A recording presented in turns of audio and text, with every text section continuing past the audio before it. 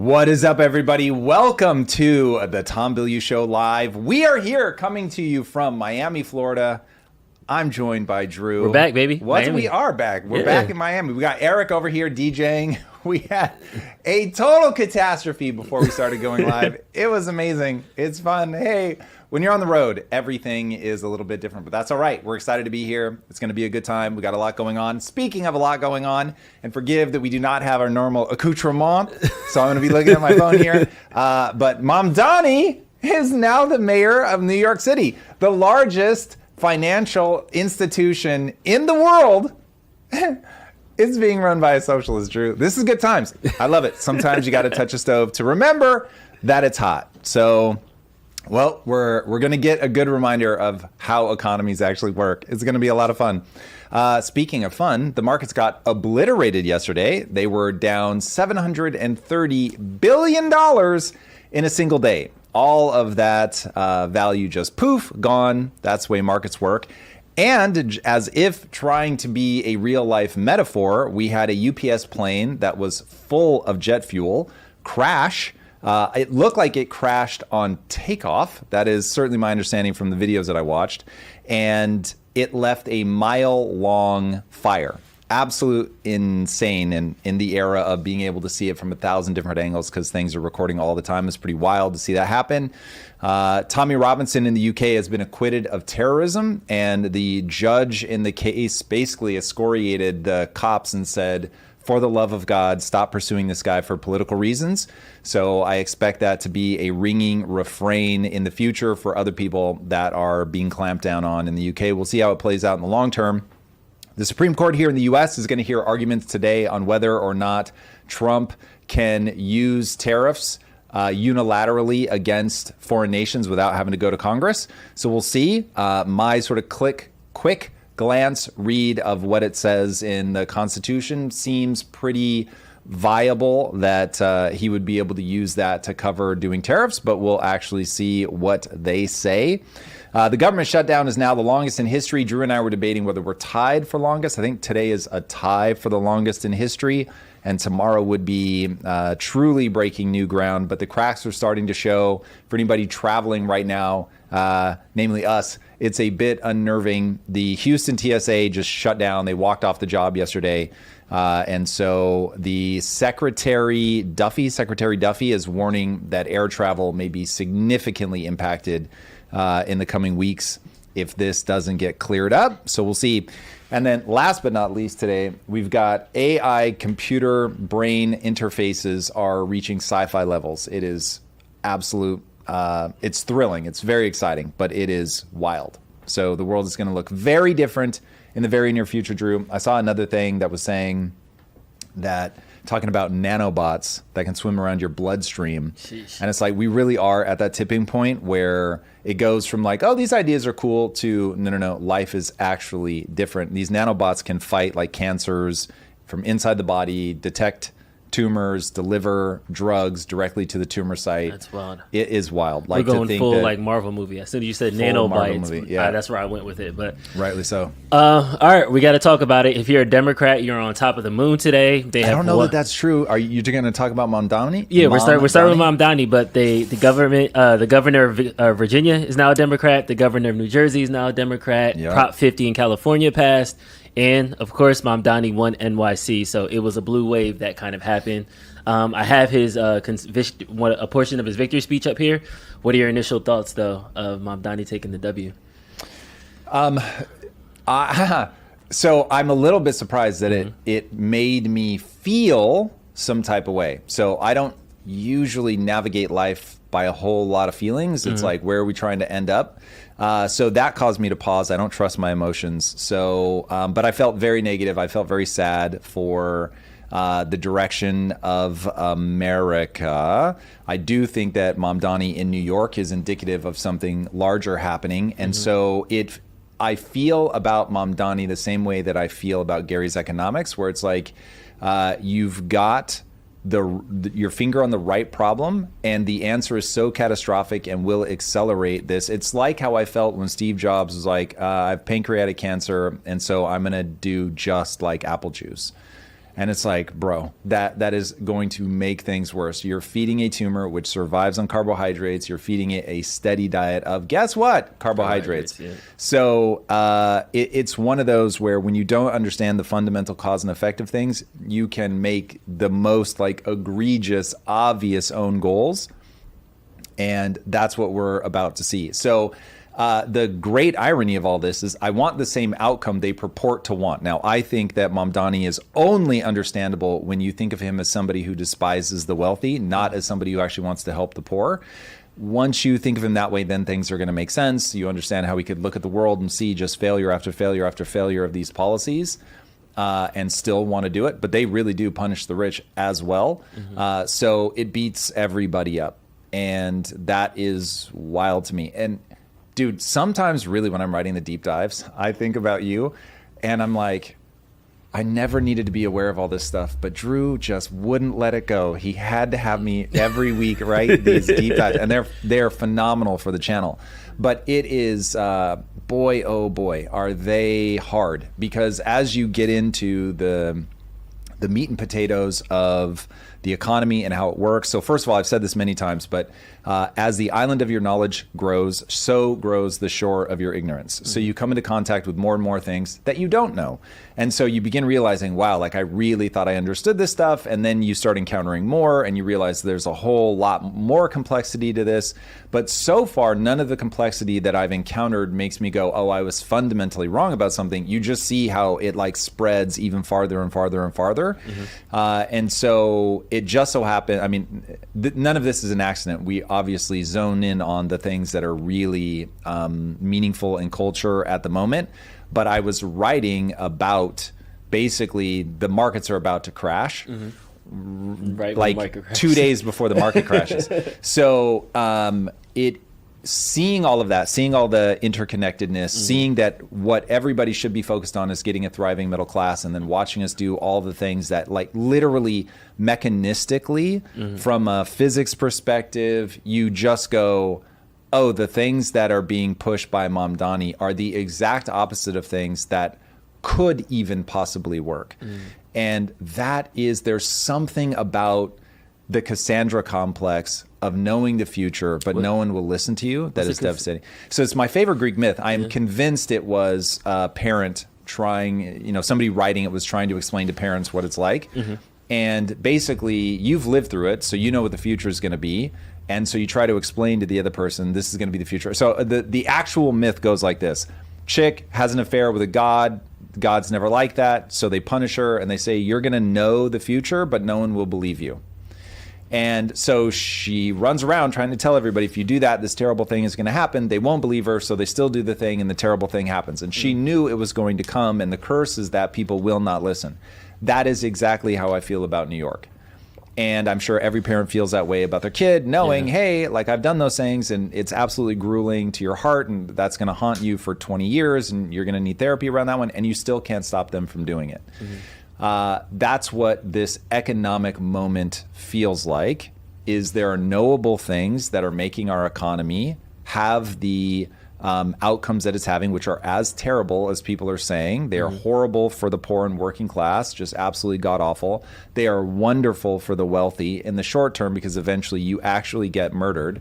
So it's like, if you can just get people to see all of that, then we could go, okay, like what are the actual things that will lead to the outcomes that we want? A thriving middle class, a place where people can get rich, they can pull ahead of everybody else, but it's not by such a grotesque margin that the government, and the way that you stop that, by the way, is by making sure that the government isn't getting involved in the financial markets, because you need wealthy people to get wiped out. So like if you make a series of bad decisions, you have to be able to fail.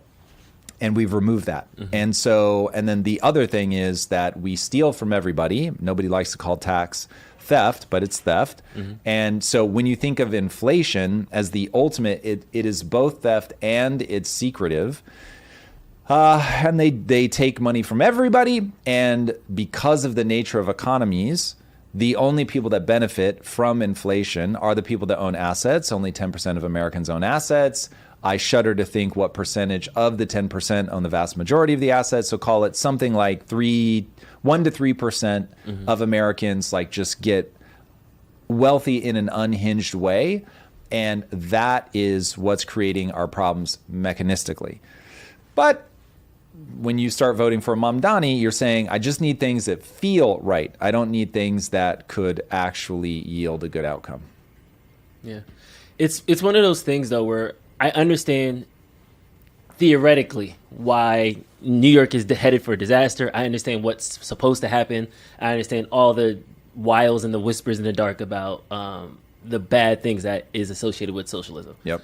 However, New York has made its decision. So just how, as a father with a daughter who I want her to do X and she always tells me that she's going to do Y instead, I can't just say, all right, well, go figure it out yourself and kick her out the house. I have to figure out, okay, you're doing the thing that I don't want you to do. How can I best help her through this situation? So now that we woke up this next morning, he's elected, he's in there. What can we do, or what can we learn from this moment that we can actually utilize to kind of help the young people? How can we kind of reinvigorate the economy in this way? Because I get it. If it was up to us, we would stop money printing. We would balance the budget. That's priority 1 and priority 2. But just like similarly to the right and the left both spend money, people are just choosing the right because they're spending less money. I feel like in this moment, some people on the left are choosing Mamdani because at least if we're going to spend money, at least give me some free shit in the process of the money spending.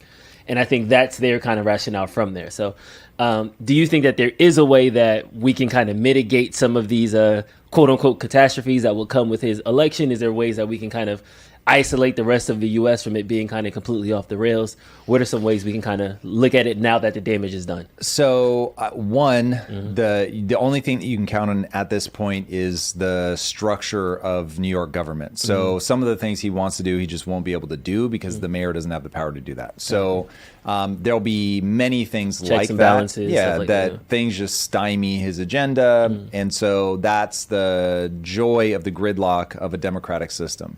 Is no one person can really do too much damage. The problem is they put in systems in place, and those systems over time do catastrophic damage. So rent controls back in the 70s and 80s were just absolutely devastating to the Bronx specifically. And so if anybody can conjure up those images of the burned out Bronx and all of that, that was from the kinds of policies that Mamdani wants to put in place. That's the great irony, is not only has this been tried before all around the world, it's been tried in the 5 boroughs and just led to disaster. And then you should ask, how did they unwind it? Yeah. Hey, guess what? They unwound it by deregulating in capitalism. So it's like we're going to do the loop again. But other ways to mitigate it are basically none. So part of the reason I did not have children was I understood that part of the reason I became who I became was my parents couldn't really help me once I graduated from college. My dad had already spent a ton of money to put me through college. I had taken on a ton of debt. My mom was not in a financial position to help me. My parents divorced literally 3 weeks after I left for college. So my mom was financially destitute, working 2 jobs, just nightmare scenario. My dad had already put himself through enough to try to get me through college, and shout out to him. So I, from the day I graduated, never received another dollar from my parents. And that meant I had to figure it out. And I had to get hurt. And I had to sometimes be in a position where I was like, oh, wow, I actually can't pay all my bills this month. And so you go, all right, I'm going to get some final notices from these guys, and I'll pay these guys this month, and then vice versa. And you do that for a while.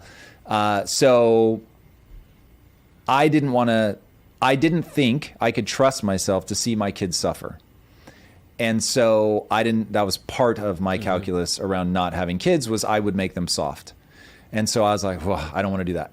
And I also don't want to watch them suffer. So New York has to suffer. That is the thing that will make it tough, is that they'll go, oh, these really didn't work. But hey, listen, when I say that my money is invested in a way that will show you I believe what I say. So I think that's going to be a good litmus test for a lot of people. But I think that these policies are guaranteed to fail. So at this point, it's like, well, you just have to step back. Like you said, they've made their decision, see what happens, let them go through it. The thing that I want to do is I want to plant flags, and I want to say, here are the things that I see coming. I don't expect people to listen or to vote, but over time you do earn credibility. And also, a big thing for me is I need to say what I think is going to happen so I can find out how close to mapping the truth I have been. That helps me sharpen my own thinking. So crime is going to go up, that's for sure. All the things that he's trying to make free, they will go down in quality. They're going to say that no matter what happens, that they've done the right thing, and that the bad outcomes are due to something exogenous. None of them are going to go, these are just bad policies. None of them. So until we get the middle class thriving again, effectively nothing is going to change at the societal level. New York, though, will become increasingly violent, increasingly dirty, increasingly seedy. Again, we've already played this movie. I was in New York in the 80s. I know what it looked like up close. And it was wild. And people will get sick of it. The people living there, and they will finally plug their nose and vote for somebody that promises law and order. That will be the start of it. People that are obsessed with law and order tend to be right-leaning. Right-leaning people tend to be more focused on sovereignty. So they're going to get back to traditional economic policies, not necessarily because they understand the economy, but because they lean towards sovereignty. And so that'll be the loop. Okay, we had our conspiracy theory hats on Friday. I want to put my optimism hat on right now. Okay, let's go. I found out, went through the Twitter rabbit hole. Dragonfly Jones, like a Twitter commentator I follow who does basketball commentary, got into it over Mamdani with like a Twitter bot, and I found out through him Richmond passed free buses during the pandemic. So for the last 5 years, they've been free buses. There has been a noticeable increase in crime. There has been a noticeable increase in attacks, violent attacks. No Ukraine immigrants getting shivved or anything like that there. How they are paying for it is that the government funding that they receive from federal funds, they've reallocated to make it free for the bus system. Now, of course, there's still other, you don't get free trains and all these other things. You still pay for those, but at least specifically for the buses, they were able to sustain free buses through the subsidies that they receive. There literally isn't a thing you can't make free. Yeah. So you can make anything free. Yeah, but however, you're only making it free for the people who use it. You're not making it actually free because people don't work for free. So if people understand... The spending is coming from a different bucket. Yeah. So if New York is just going to say, hey, listen, the things that Mamdani wants to make free or cheap, we're going to pull resources from everywhere else and we're going to reallocate them to that. Like if Mamdani were like, listen, I'm about balancing the budget. This is about fiscal responsibility. I understand capital flight, so I understand that I can't just keep taking from the wealthy because they will leave. So this is all a balancing act. And if he were appealing to the patriotism or whatever of Americans, this is something that we've done in times usually of war. But if he were able to rally people around, hey, listen, guys, this is an economic war. I think we can all agree that the middle class and the working class, they are suffering the most. And he could lay out the cause and effect of how the economy works. And he could say, listen, rule number 1, balance the budget. Rule number 2, we've got to help bring back a thriving middle class. We've got to put power from a negotiating perspective back in the hands of the working class. We've got to make sure that we're bringing industry back so that people have jobs. Then as a wealthy person, you might be like, yo, this guy really gets it. Okay, I'm here for this. I want to be a part of this. And if that guy were engaging with the business community in a non-corrupt way, because I think that they're when I see Mamdani posing with Alex Soros of all fucking people, I'm just like, here we go again. This is going to be a fun loop. In fact, literally, I mentioned George Soros in the upcoming deep dive that I wrote. So get to part 4. As always, I'm trying to tell people this is the thing that I think that you should do moving into the future. And I was like, please don't try to day trade against people like George Soros, because they understand that when the economy is left to its own devices, that it can be very unpredictable. So they don't leave it to its own devices. They spend money on NGOs. They have deals with DAs. They structure society in the way that they want. They will go into different countries and make sure that things play out in a way that's good for their portfolio. And it's guys, you hate the billionaire class for a reason. Now, if that reason is just vibes, that's retarded. If the reason is when people meddle in international affairs, not only does it create political problems that can be horrible for the people in that country, but they're doing it because they're trying to protect their portfolio.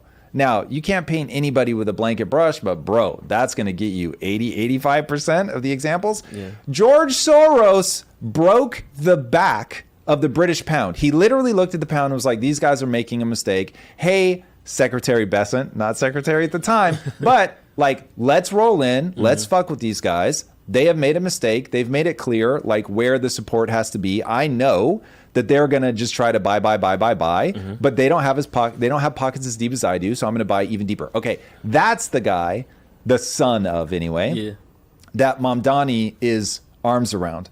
So billionaires shouldn't exist. Here I am with one of the most politically active internationally billionaires on planet Earth, but he's got all the money now. So Soros is toast. So if you hear like George Soros at this point, it's Alex. So I don't know if you think that's like a get out of jail free card. No, but to your point of the kids are always soft, like Alex isn't breaking the back of the British pound. I think Alex he may not know how to do it, but he is. I would need to do a much deeper dive to put forward any very concrete things, but I assume that he's carrying on his father's legacy. If nothing else, he is still out there swaying markets. I hate it when Elon does it. I hate it when the Soroses do it. So that one, to me, I am an equal opportunity. It is a problem when people put money in politics like that and try to sway these markets like that. So anyway, that is the nature of what Mamdani is going to be trying to do. So he isn't doing what I wish he were, which is getting the business community together, balancing the budget, saying we're going to make these things more affordable by putting government dollars because that's what the people want. And as long as we're balancing the budget, we know these other things are going to have to give. Great, no problem. That's not how this is going to play out. First of all, he seems completely, I think if you map him again as somebody who wants to see the wealthy punished, he'll make a lot more sense. He does not care if the wealthy flee. He does not care. He's not paying attention to capital flight. Dude, if you go back to his 2020 tweets, they are so unhinged. And so he's asking us to believe, no, that's not me anymore. We'll see. Like, there's no doubt if you look at my tweets going backwards that there are going to be some things that'll be like, listen, I changed my mind about that. Like, I looked at it further, but I'll be able to map out for you the cause and effect that led me away from those positions. He's not going to be able to do that because he is doing whatever is politically expedient. Is my mapping. I definitely get the frustration. I get what you're saying, that we have to be very careful about the billionaire class and who Mamdani is buddy with. And while George Soros now I feel like is like the Republican Candyman, that when people whisper his name, they think like an NGO is going to pop up and some trans person is going to jump out. It is actually true. I feel like, though, the game is the game. Because if we could look at Rupert Murdoch, Jon Stewart just did a talk with The New Yorker where he talks about everybody thinks the Republican Party in MAGA started with Trump, but it started 10 years ago when Rupert Murdoch bought all of AM radio stations that nobody was listening to, that only 50-year-olds and older were listening to. He bought Sinclair Broadcasting. That was the synchronized local news network that was all saying the same thing. So they've been setting these conservative seeds for a decade ago. You know what I mean? That's how they were able to get support for the weapons of mass destruction. So this is a political game. This is a map, and we're realizing that everybody's grabbing for power in their way. The left might be doing it through NGOs, the right is doing it through conservative media, but everybody's just trying to grab power. I think what we should really be focused on now, and Vivek has a great tweet that I kind of want to bring in to point this out. We thought Trump has been saying the economy is booming, everybody's happy, the markets is flying, and all these things are happening. The market was a bloodbath yesterday. A bunch of Democrats won. I know that Republicans still have control of the office, still have control of the executive office, they still have control of the Senate, still have control of the House. But that is awakening to say, wait, the midterms aren't a shoo-in. Wait, the economy isn't booming for everybody. There are people that are still hurting. And whether or not we can point to the budget, whether or not we can point to communism, whether or not we can point to socialism, the voters are saying, your fear tactics aren't working. I still want change. I'm voting for something different because status quo isn't working for me. Let's jump into this video from Vivek where he kind of breaks down what the Conservative Party should be paying attention to after this election victory. We got our asses handed to us in New Jersey, Virginia, and New York City. Democrats swept all three. There's two key lessons for Republicans. Listen carefully. Number one, our side needs to focus on affordability. Make the American dream affordable. Bring down costs, electric costs, grocery costs, healthcare costs, and housing costs, and lay out how we're going to do it. And number two, cut out the identity politics. It doesn't suit Republicans. It's not for us. That's the woke left's game, not ours. We don't care about the color of your skin or your religion. We care about the content of your character. That's who we are. We got our ass. So with that coming, do you think that this will be a wake-up call for the Republican Party, especially with the midterms happening next November? No, they know that they're in a political game. They will certainly understand the history. It's like only 3 times does the midterms not flip things. Mm-hmm. So it's like that isn't the game. So keep in mind, I want to be very clear. I'm not Republican. Yeah. So I look at the Republican Party and I say, these guys are god awful. Mm. And the bad news is the only people that are worse are the Democrats. So you just have to look at how much money they want to spend. And you've got the Republicans that passed the catastrophic big, beautiful bill. And then the Democrats were like, hold my beer. We want to add more to that. It's so wild. Mm-hmm. So they're all irresponsible. Mm-hmm. They are all doing something that is going to continue to hurt people. They are caught. So you're in a simulation, Drew, and I'm almost defiantly am deciding to think like that, which I need to be careful of. But you're living in a simulation. You've been programmed to act this way. And watching this play out, like once you understand the code that's running in all of our minds, I am not immune to this at all. I am as stuck in all of this as everybody else. I'm having as much of a biological experience as anybody else. But Jesus, like we just respond in the most obvious ways to these things. And so politicians only make sense when you think of them as somebody who will do anything, say anything to get elected and to get re-elected. Mm-hmm. All they are trying to do is maintain power. So my only hope is that because we live in a moment where we have high velocity of information, that we are able to lay everything bare, make everything as transparent as possible, not spill into conspiracy brain, but really get people to see enough of the picture that they can start putting things together from a cause and effect perspective. So pick an area. For me, it's been economics. You pick an area and you just start mapping out how does this happen from a cause and effect perspective. Because if we are in a simulation, even if we're not, God laid out rules, but the world clearly is built on top of rules, which is why when people say history repeats, all they're saying is that there's a set of rules that everything obeys. Economies, the way politicians act, the way humans respond to politicians and money and power and fear and all that. We respond in a very narrow banded way. Mm-hmm. And so once you understand that, it's like, oh yeah, then as circumstances arise that are familiar to something that's happened in the past, we will respond in familiar ways. We do not become perfectly predictable, at least at the level of data that a human mind can process and retain. But boy, oh boy, are we predictable. So that's why when you look at whether it's, okay, the trains worked in Richmond. Oh, great. Let me explain how that works. Like you can point your money at whatever you want, but what you can't do is deficit spend. And so what I want people to understand is socialist policies don't work because they are trying to make everything free. Zoran Mamdani in 2020 tweeted the Communist Manifesto from each according to their need to each, or from each according to their ability to each according to their need, or vice versa. Mm-hmm. You get the idea. And so he tweeted that out. That's not somebody who's like, oh, look at this terrible idea. But it is a terrible idea because it is as if humans are fictional characters. It's like when economists think of humans as a perfectly rational being and that you can map all economic movements based on humans being rational beings that will always do the thing that is the obvious like financial incentive, and then they don't, and they completely surprise you. Mm-hmm. So once you understand that the very thing that capitalism works on top of, which people may love or hate, I don't care, it is how humans work. The very thing that makes capitalism work, again, China used capitalism to rise up out of poverty. Every time you want to cure a socialist system, you give it capitalism. Mm-hmm. So the thing that rides on top of is man's inherent impulse to do what is self-serving. Mm-hmm. And the second you take away man's desire to do what is self-serving, it all breaks.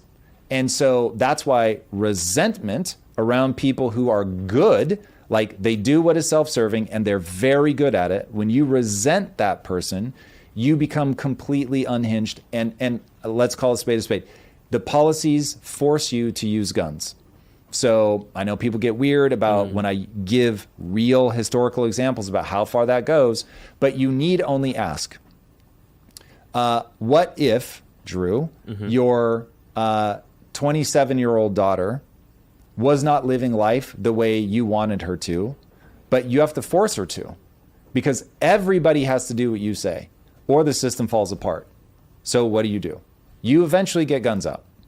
And eventually, if that person just really won't get into line, you lock them up or you kill them. Mao said plainly, because there was a person way back in China's history that was infamous for having buried alive a bunch of people that were disagreeing with him. And he jokingly said, oh, we've done that guy, but 100 times more. And in honesty, it's 100,000 times more. But like, that's where people go. They realize, or they form a mental frame of reference that says, I know best. When you disagree with me, you're going to break society. And so I will go all the way to killing you if that's what I have to do to get the system working in the way that I want it to work. But because humans disagree, humans are intrinsically selfish. Everybody has a different frame of reference, so everybody's pulling in different directions. You run into a problem. You run into a problem that requires violence. So the swath of people that just voted, 75% of young vote Mamdani got. The Latino and black vote swung back the other way. Are those people just need to burn their hand? They just have to touch the stove and that's what it is? Yeah, but it's going to take a lot longer than that. So we have an interesting phenomenon now, which I don't know how it compares to the 80s, so I would have to look this up. But you have a scenario where, at least according to the polling markets, native-born Americans did not want Mamdani. Foreign-born Americans wanted Mamdani. So you've got a potential problem. I've not looked closely enough at this, but from a values systems perspective, this makes all the sense in the world to me. You have a values problem where people grow up in other societies. Now, there is no way to overcome your childhood. If you were abused in childhood, it's going to follow you forever. I wish that weren't true, but it is true.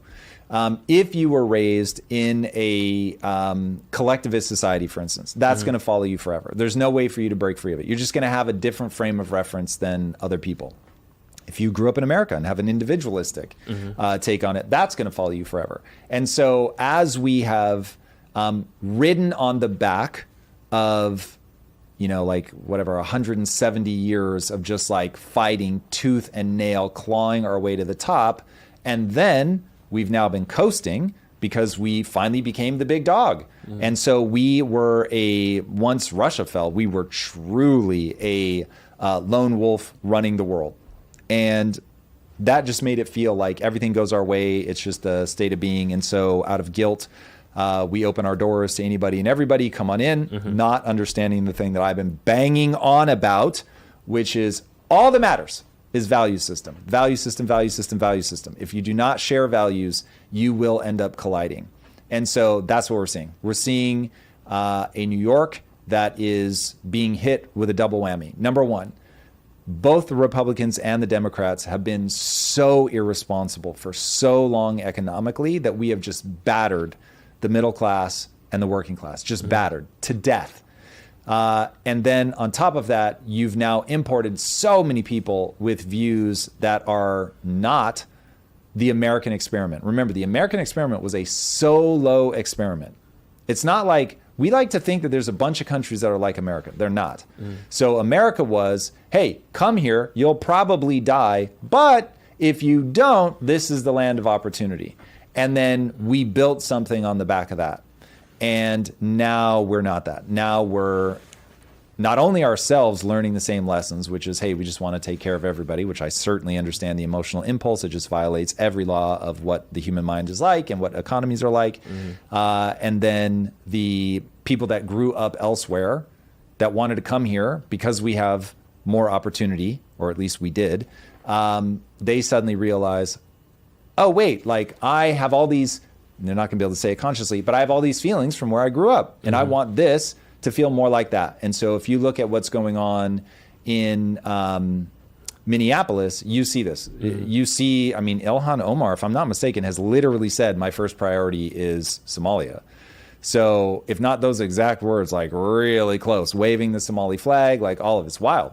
So I'll just beat this drum. Japan is the only other country where I have felt this incredible pull to, like, I could spend a very substantive portion of my life in Japan and be happy, but I wouldn't hang an American flag off my balcony. That's wild. Stay in America. Yeah. So, the Minneapolis thing, the mayor did that at a Somali rally because that's where all the refugees went. And I feel like we have... But are you saying that is okay because they're just saying whatever they need to get elected? Yes. Yeah, that's already... But I'm also saying that we have a bunch of politicians who will wave an Israel flag and say Israel is America's top That's crazy. Yeah, so while I get that... I'm at least consistent. You will give me that, right? Yes, so I'll give you that. Anybody doing that, this is a problem. What is your nation? Now, if you want to make a case for me as to why Somalia is incredibly useful, Tom... We've got to have great relationships with Somalia for XYZ reason. I'm here for it. I'm very open, man. Hey, if we're aligned on values, if we can accomplish something that is good for America, but we can accomplish it better together, cool, I'm here for that. Same with Israel. If there is a case to be made as to why, don't just say, we've got history, but like, give me the reasons. Cool, then I can evaluate the reasons. I can evaluate them from the bottom up, and I can say, is that actually going to be better for me here in America? If it is, okay. If it's not, fuck off. So this is wild. People here, okay. I'm going to boil this down to one simple thing. People do not know what their own values are. I'm a little confused with that term based on what we were just talking about. So I tweeted Alexander Soros this morning.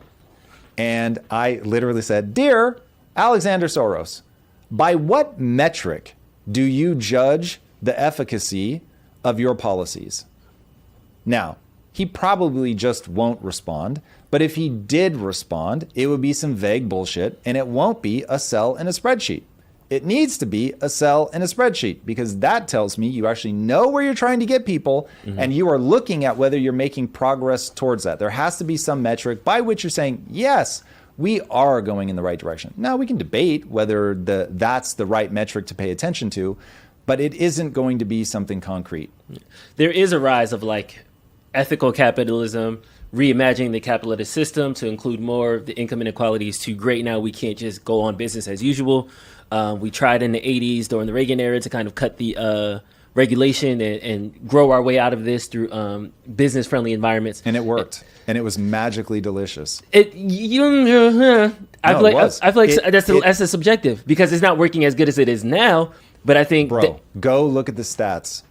So if what people want is an America where there are no classes, you're never going to get that because that's not the game. The game is to have classes.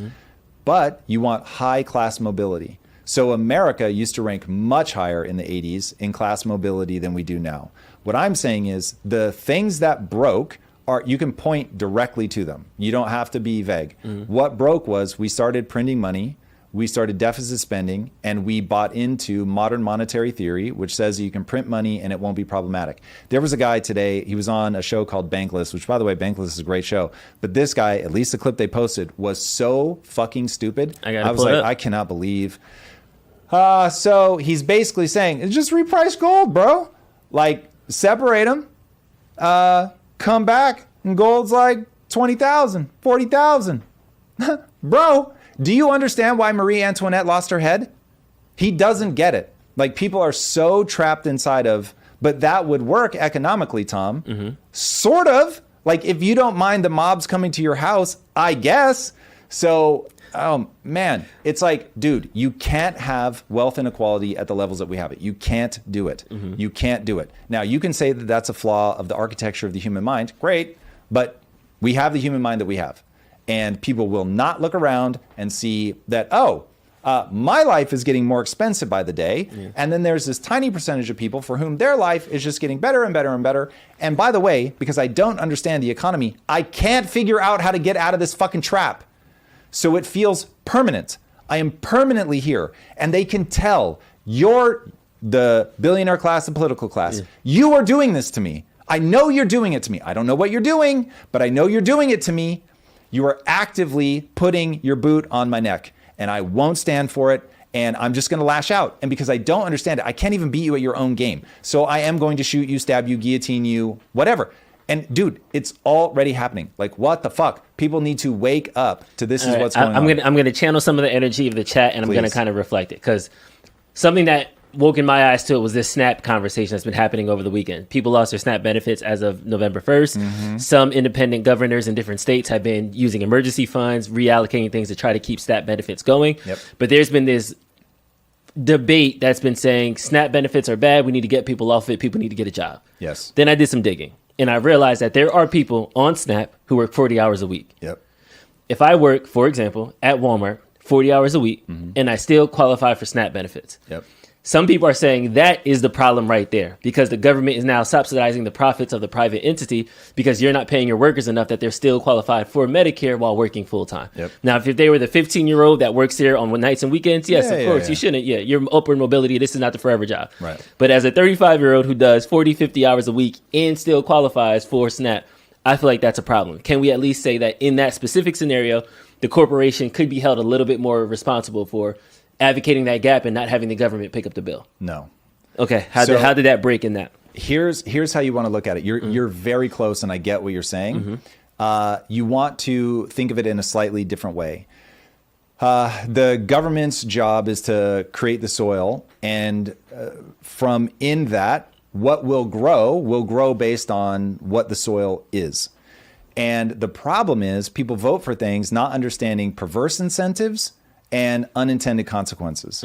And so there is no law as ironclad as the law of unintended consequences. So this is why you will see Republicans bang on about small government. And what they're saying is humans tend towards corruption, power tends to coalesce and then basically solidify, and then that power becomes corrupting. And so you end up with like a political class of people that we will often refer to as the deep state, that they're making sure that the world is good for them, but not necessarily good for anybody else. And by the way, they don't even really know like how the economy works. And so, like, this sounds about right. And so they vote for shit like that. And as long as it keeps them in power, that becomes their proxy for, are things working? Am I still in power? Am I still doing okay? Are my kids still in private school? If they are, it's probably all fine. Okay. So now the corporations are going to go, well, I have a fiduciary responsibility to my shareholders, which, by the way, could be anybody. So in a world where the 401k of your grandma is tied up in stocks, especially if they're American, you should want that. You should want that. And that's great for American business. And I can get into how you aggregate capital and why that's so important and all of that. I can get into growth and why it is an absolute modern miracle that the stock market exists. It's a gambling machine, but it's unbelievable. It's a gambling machine where you really can beat the house. You have to be super patient, but you really can beat the house. And so it's like, whoa, you've got this incredible thing. You should want grandma to be tied up in that. You should want that to thrive, and especially to be focused on American companies. And this is awesome. Okay, so we want a world in which those companies are thriving. We want them to have a fiduciary responsibility to their shareholders. We just want to make sure that the average American is a shareholder. Okay, that's where that breaks. But if that were true, oh my God, this would be amazing. So then it becomes, okay, well, if the only ironclad law is the ironclad law of unintended consequences, what do we do about the fact that right now we are in a position where somebody could be working 40 hours a week and not be able to make ends meet? Okay, cool. Ding, ding, ding. We have a problem. You've got workers in the working class, lower class, even in the middle class, that they're struggling to make ends meet. To the point they qualify for government welfare. Yes, but I hope you see the trap of that statement, because that has to do with what you need to do to qualify. So if that were a very high bar, well, then a lot less of them will qualify. But that doesn't make the problem go away. So qualifying for SNAP is a way too complex, jerry-riggable, whatever the right phrase is, thing. So instead, let's look at, there should be a sort of rough ballpark amount of your life that if you're buying the sort of middle of the road items at a grocery store, that you only need to make a certain amount of money to be able to do that. We do this with housing all the time. A house should cost roughly whatever it's 25% like. 25% of your income. Yeah, I think they say the average house should be like 3 times the cost that somebody makes in an annual salary. And now it's like 5.3 or something. So it's just obviously grotesque. It's way too far off. So there are going to be knowable things like that. I don't know off the top of my head what percentage, if somebody has an average basket of goods to eat for a family of 4, what that should be in relationship to your job. But there is a number. That number is knowable. There will be historical averages. There will be times where we're like, yeah, that makes sense. And then we may look at times like now and go, this is totally out of whack. This is crazy. What I'm saying is you then go, the soil has a problem, meaning the regulatory framework that we have created in this country is creating a problem. The great news is, to oversimplify, this is very easy to pinpoint. It's called globalism. So globalism fucked the middle class and the poor hard. When you look at, did you know that being a part of a union has basically no impact on the private sector? Basically none whatsoever. It doesn't indicate in any way, shape, or form whether you're going to make more money. It matters a little bit in government jobs, but even there, it's like 5 to 12% or something. It's a very small number. I was like, I was shocked. That was not what I was expecting. But if you return to America, the literal millions of jobs that you've shipped overseas, now all of a sudden, your employers are competing in a finite pool of workers. That's where you want people to be. You want the average worker to go, ha ha ha, motherfucker. You can't find people to hire because you can't go to India, because you can't send this to China. So you're going to do this here, not Vietnam. I mean, yes, if I was a software engineer for Microsoft, but I feel like as a cashier at Walmart, you can't globalism that job. Yes, you can, dude. You had an open border. How many people fucking flooded across that border? Those are the exact kind of jobs where you have globalized in the way that you're just bringing people in. So if you said, sorry, there's only a certain number of people that we're going to bring into the country every year. And so you think it's a supply demand? Millions. We just need to cut off the supply. Obviously a supply and demand problem. So that's going to increase. So the reason that Walmart isn't paying people is because there's so many people who came here, who migrated here, that it's lowering the price that they then charge. That is 100% correct. The regulation that we can immediately remove. Say it like this. They don't pay more because they don't have to. Now, you can try to regulate what they have to pay from the top down, which is moronic.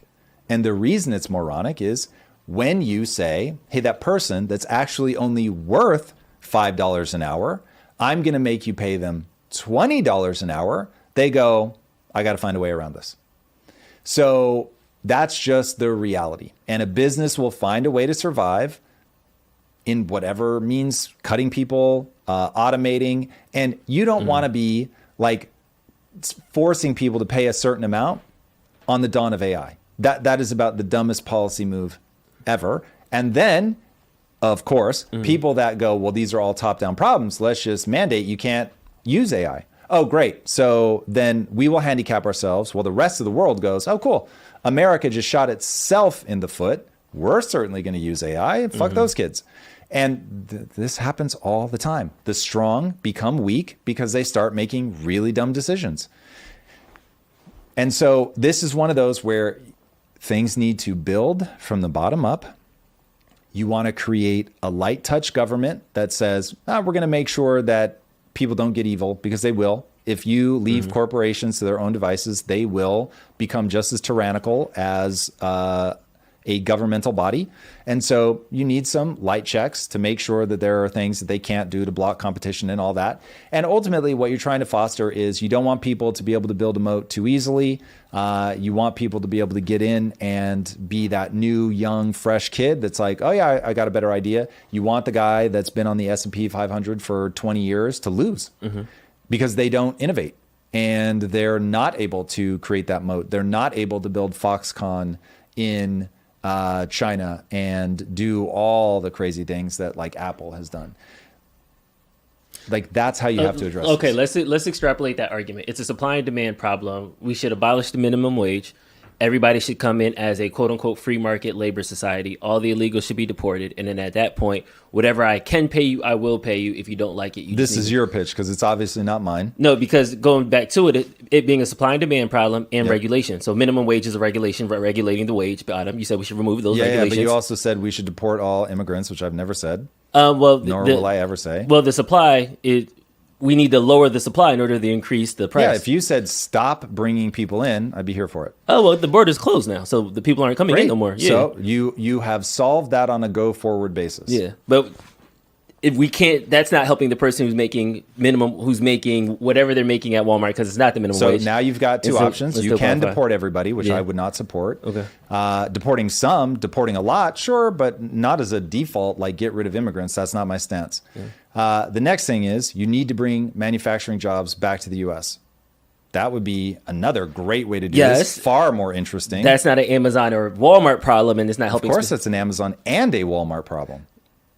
They don't manufacture anything. They're third-party resellers. They're warehousing. You don't think Amazon manufactures. Are you high? Amazon Basics, where do you think that just magically appears? Drop ship from China. Right. So they're making things in other countries or facilitating. They have no incentive to build here. Yeah. I'm saying give them the incentive to build here. What kind of incentive? What kind of incentive? I mean, the boneheaded way to do it, and because I have not researched this enough to know what my entire bevy of options are, tariffs are certainly one way. So now it's like, well, your Amazon Basics just got a lot more expensive unless you make them here. So take what Elon is doing. Elon just announced that they're building a chip here in America with Samsung and TSMC. But they're building the chip in America. It is a Tesla designed with Samsung chip built in America. Bro, like 10 years ago, that was a pipe dream.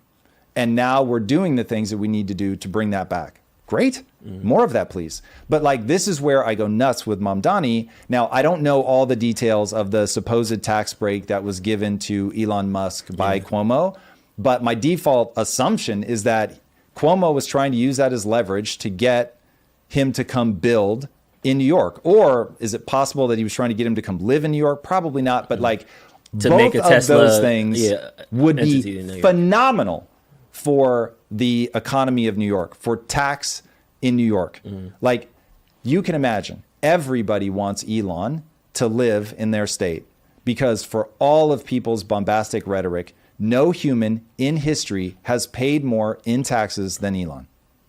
Okay? Let that sink in. So this is one of those where I'm like, people have all these distorted views about what's actually happening. But the reality is you can't tax wealth for reasons I'll happily go into if that's what the community is stuck on.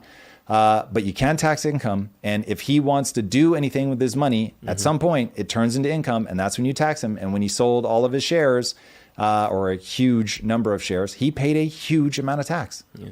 I want to get to this UPS plane crash, but I have one more thing. I mean, is the community really done with this? If they are, great, we'll move on. But this is what our community is about. I feel like we're humming right now too. Right.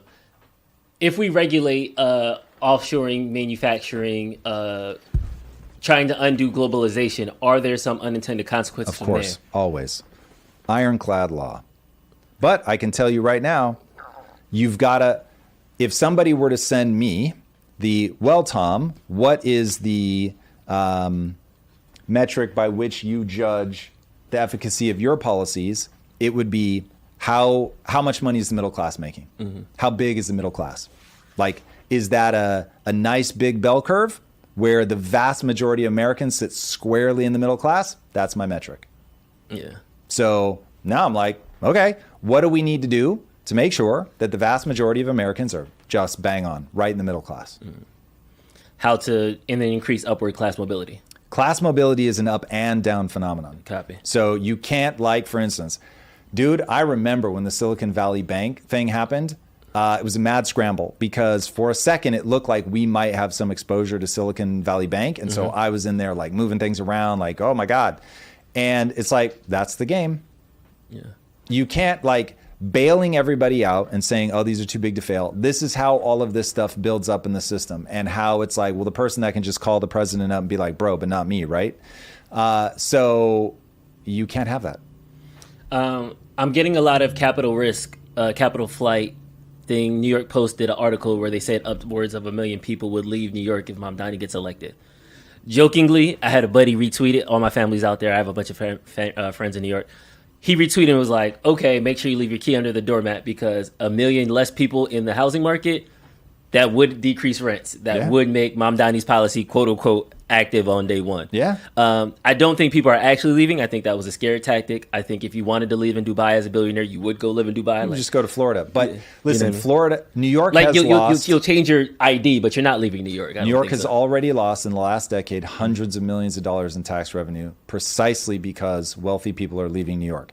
This is not a speculative problem. This is rows in a spreadsheet. So it is happening. It will continue to happen. It will probably accelerate under Mamdani. But you're not going to lose 1 million people. That would be shocking. But you're going to lose people because everybody has their breaking point. Like I haven't left California yet, but literally I think the spreadsheet says, I hope Drew likes Florida if he passes this no property tax thing.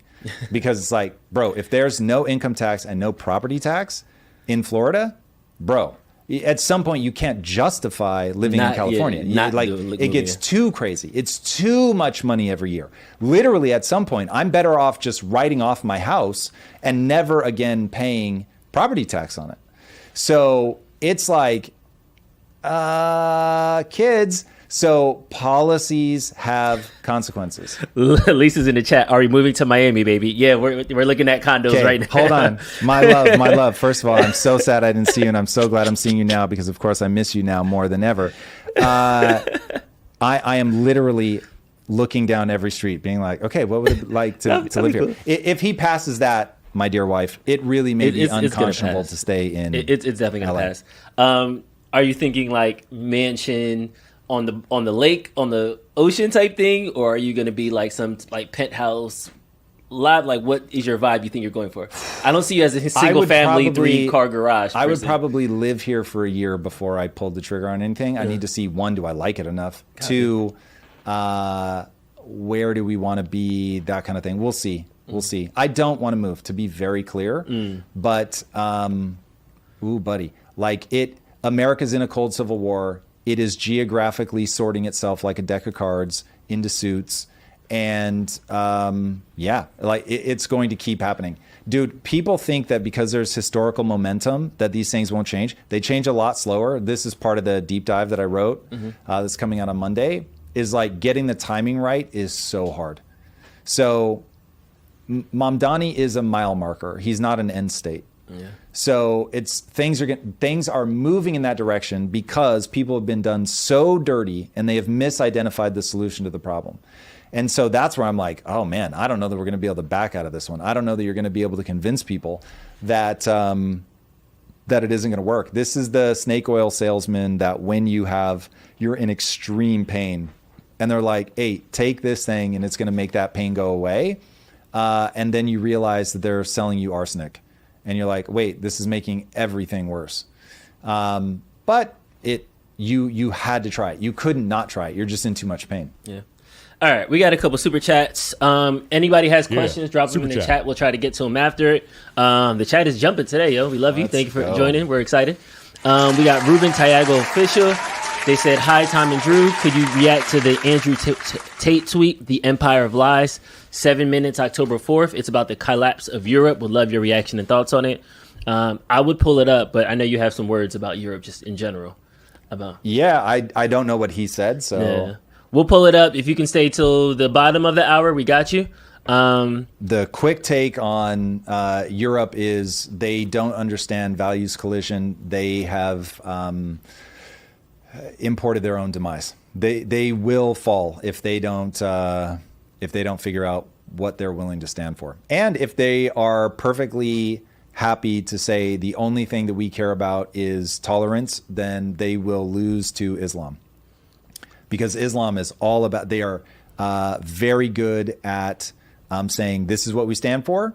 We're willing to fight politically. We're willing to, historically, they've certainly been willing to fight militarily as well. They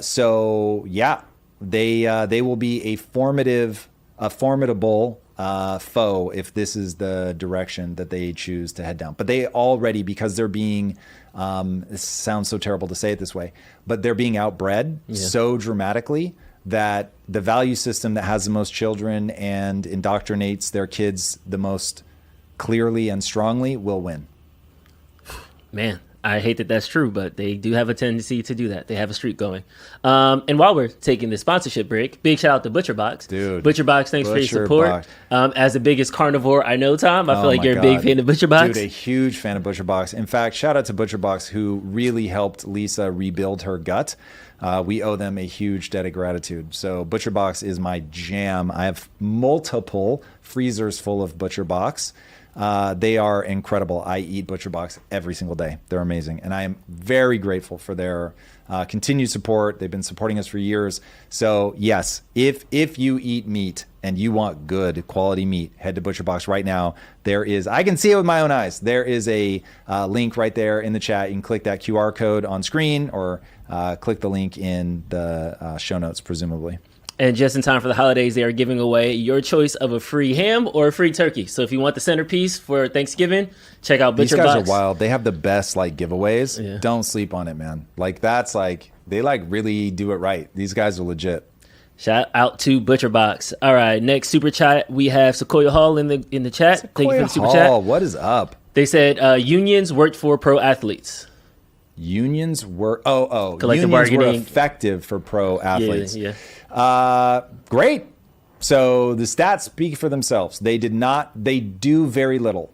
So in terms of being correlated to people's increase in wages, they are not.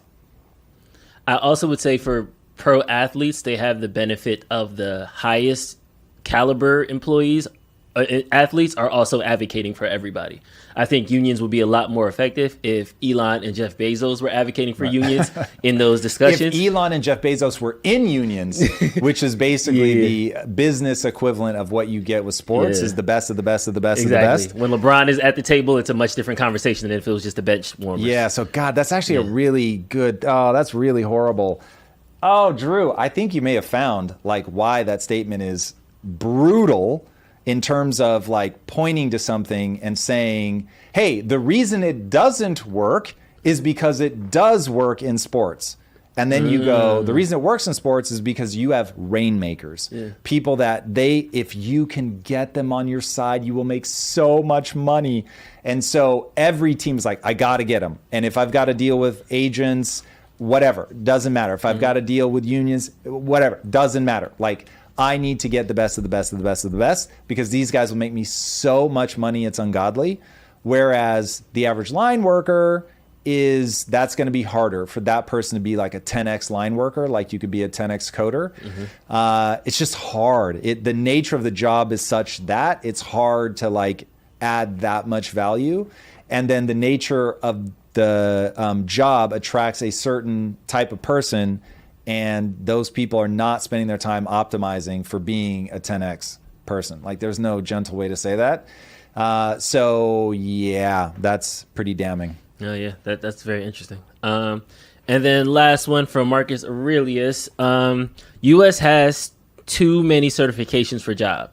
CPAs in the 80s, AAs in the 80s, BAs in the 20s, MBA and CPA.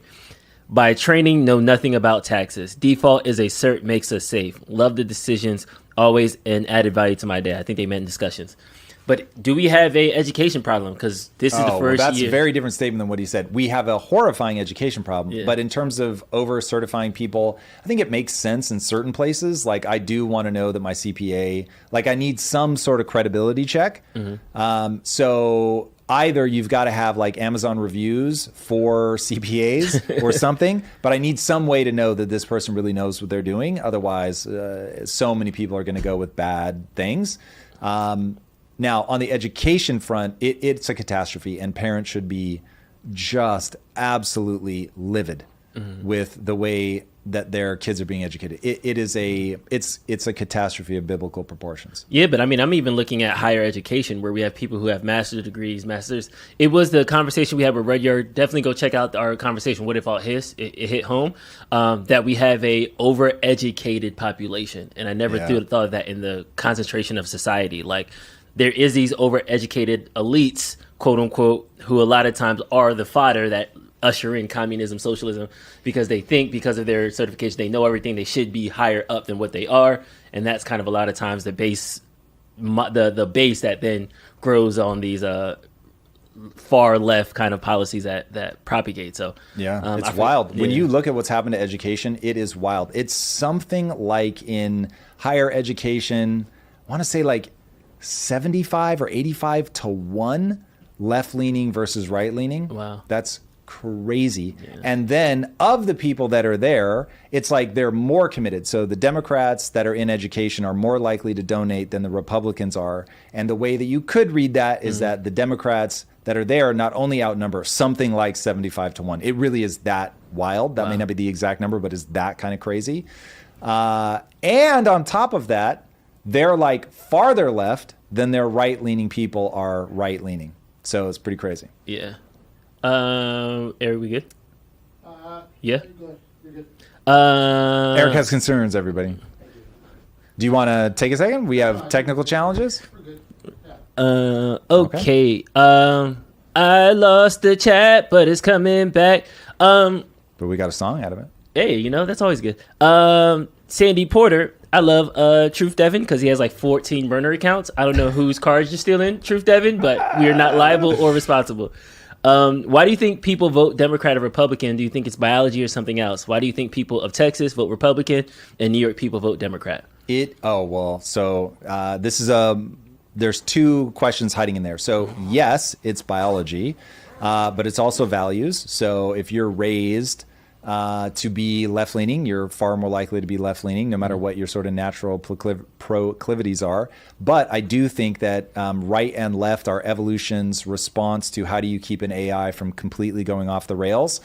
The more I think about the AI safety alignment problem, the more I am convinced that you need a swarm of AI, that given that we are in a simulation and we are therefore all AI, we already know that, one, you still get hyper-destructive AI, but you get a balance, an equilibrium that is born out of having people, AIs, that have competing interests.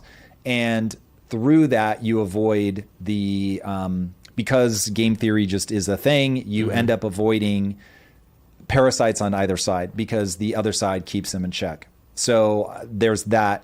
Then there was another, you said something in the very end that I was like, oh, that's actually a totally separate question. Read the exact question again. Why do you think people vote in Texas vote Republican, in New York people vote Democrat? Okay, so what it ends up being, if you really look at a heat map, is it's cities. Cities. So I'm going to guess that Texas tends to be more in aggregate rural, which is why you look at something like Austin, and Austin is very purple. Austin's probably headed full on blue, I would imagine, over time. And so there is something about the urban environment bringing people into really close proximity, probably something to do with you're just so confronted with your neighbor is doing better than you that it triggers all of that resentment that tends to fuel a lot of left-leaning policies. It's going to be something like that. I imagine this has been studied pretty closely, so we could probably get a far deeper take than that. But at the level that I've done the analysis on that, it definitely is urban areas almost exclusively go blue and rural areas almost exclusively go red. It's wild. All right, and we got one more from Marusha Dark. If tariffs are so bad for the host country as you claim, why do other countries levy them against us? Why do we care if they're just shooting themselves in the foot? Wouldn't we want our rivals to raise theirs to infinity? Did they say terrorists? Tariffs. That makes a lot more sense. Yeah. Okay, tariffs. Tariffs are a tax. So once you understand them as a tax, then it's like, well, what do you think taxes should be used for? So when you tax the importation of a good, you reduce the cheapness of that good to the end consumer. And so you're able to balance things out. And so this is why we move in these cycles of we become protectionist, and we become globalist, and we become protectionist, and we become globalist. These are just the cycles. So all of these things tend to solidify over time. And so what worked and in the beginning was very healthy, like debt, by the way, debt is one of the most powerful things in the world. It is also one of the most destructive things in the world. So fire is such an apt analogy. You can use fire to cook your food or burn the entire village down. So it really comes down to where are we in the cycle? Yeah. Cool. All right, let's jump over to UPS flight 2976. For those that don't know, this was a cargo flight with 3 people on board that had a crazy explosion. It crashed into a nearby petroleum factory that just rocketed. Is that what it hit? That's why. That's where all the fire came from. Oh my god! Out in Louisville, we have the video on here. As you could tell, this thing looks like the Tropic Thunder like fire scene, just like a row of fire. Oh my god! So much smoke. There are some other angles where you can actually see the plane. That is brutal. Was it on takeoff? It looked like it was on takeoff. Yeah, the engine was on fire as it was before it even got off the plane. It looks like it's the left engine off the ground. Yeah. And then this is the one that you see where it's actually on the ground. Like even as it's trying to lift, the fire kind of started early. Oh my god. Yeah. So 3 people dead on the plane, another 11 injured, but authorities said that total is only gonna... When you keep going, so we've got even more angles. There's one from the inside of a truck, and you see the plane like break apart and tumble, and oh my god, like I can't imagine, dude. I can't imagine. Listen, we all die some way, but like, oh, that'd be one of the craziest ways to go. Yeah.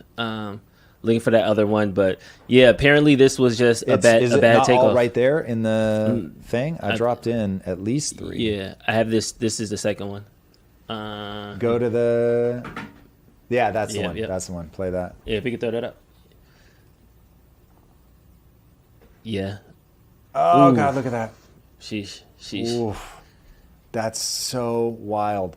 There's other ones. It might even be this one later, or maybe the other. Anyway, there's one that shows like an overhead view, and you just see that line, just a fire. It looks like it's going through like a industrial area. Yeah. It's like, oh man, that is rough. But there were no other fatalities, huh? Other than the people on the plane. Yeah, they said that number is going to grow though, because it had, like you said, a path of destruction. So that was early reports as of this morning. Looking at that, I was like, man, you might have dozens of people. So if it's only 11, like. Whew, that is, thank God, that is terrifying. In related news, related to plane crashes, Secretary Duffy's, due to the government shutdown, they are considering now shutting down certain American airspaces because of the lack of air traffic controllers. For those that don't know, air traffic controllers haven't been paid. TSA hasn't been paid, going on 35 days now, and this is the record as of today. Oh, it is. It is. So a record. We have broken the record. We have broken the record from Trump's last one, so he won up himself. That's crazy. So then, this is Secretary Duffy speaking about it. One payment, 80 to 90% of one payment. They missed the second paycheck. On Thursday, they get an email pay stub that'll show what their next payment is going to be. So this Thursday, they'll get an email that shows that their pay stub is a big fat zero. Many of the controllers said, stressful. A lot of us can navigate missing one paycheck. Not everybody, but a lot of us can. None of us can manage missing 2 paychecks. So if you bring us to a week from today, Democrats, you will see mass chaos, you will see mass flight delays, you'll see mass cancellations, and you may see us close certain parts of the airspace because we just cannot manage it because we don't have the air traffic controllers. The controllers. Yeah, and then in related news, Houston TSA has literally walked off the job, leaving thousands, it looks like hundreds, maybe thousands of travelers just stranded. Yeah. And this is all happening while the 3 of us are here in Florida. I was like, oh, this will be fun. Perfect timing. Perfect timing. We talked before we started rolling that I had a delay on Sunday because LAX had to restrict airspace because they only had so much air traffic controllers. So our flight was pushed back an hour to allow other traffic, I guess, to coalesce. So it seems like it's only getting worse. How do you feel about us breaking the record for government shutdown? This is horrific. Yeah. So there are two things going on right now. So one is just we have a world that we expect to work a certain way. The government has made certain promises. You need to make good on those promises. Mm-hmm. So there are things that I wish we had never agreed to fund, but if you've agreed to fund it, then you've got to fund it. And if you're going to unwind that, you need to do it slowly. You can't just furlough God knows how many people and then be like, oh, and by the way, some of you are never getting paid and we're just ending your job. That is a very rough way to go about it. So in the beginning, when they were doging it and they were like offering people exit packages and all that, I was like, yeah, that's cool. I'm here for that. You reduce the strain on the economy. First of all, like even if you're not going to look at it, just the human cost of it all, you want to see that done as elegantly as possible. And I don't know who I'm mad at exactly, but I'm mad at the way that America reacted to Doge. I really, God, what do I feel? Despair, hopelessness, just that one really wound me up. It's like people had knee-jerk reactions because it was Elon, because it was people saying they were going to cut the budget. People just went off their rocker and they should have been like, yes, please. Like, even if this is just a nod to now getting into fiscal responsibility, like I want to remind everybody, the word fiscal means government spending. Fiscal responsibility is government spending responsibly. We've used fiscal now so loosely just to mean basically monetary that people don't understand. Fiscal policy is government spending. Government spending is so unhinged. So when I say fiscal policy is the problem, that's what's driving this. Once you understand that the government deficit spends and the government covers bailouts and the government inflates the currency, you realize, oh, we have a spending problem. So you need to reduce spending. So anyway, seeing people react like that to Doge just really wound me up because it's going to make their lives worse. They're literally, it's like when you're training to be a lifeguard, one of the first things they teach you is a drowning person will drown you. They don't have a single qualm with that. They are just trying to get oxygen. So as you get closer, like they'll push you under, they'll hold you down. So you have to be, if they're not calm, you have to disengage. And I always remember thinking, ooh, that's rough. Like you go out there, they're panicking and you just got to be like, sorry, not going down with you. But that really is the reality. And so that's what that felt like, was these are drowning people. And as we get closer to try to help, they just start throwing punches, pulling us under. It's like, oh my God, like, come on. So hated that. So that's the second part of this, is that we have, it's like 40% of fact check me on this, please. I believe 40% of Americans work for the government now. You can't do that. You can't do that. It's either 40% of GDP or 40% of people buy per capita. You absolutely cannot do that. Hard pass, out. It's a sign of sickness. Like there's, call it, I don't know, 7% is reasonable. 40% is, you can't do that. I see a much lower percentage. What percent? I see federal government is 1.9%. No way.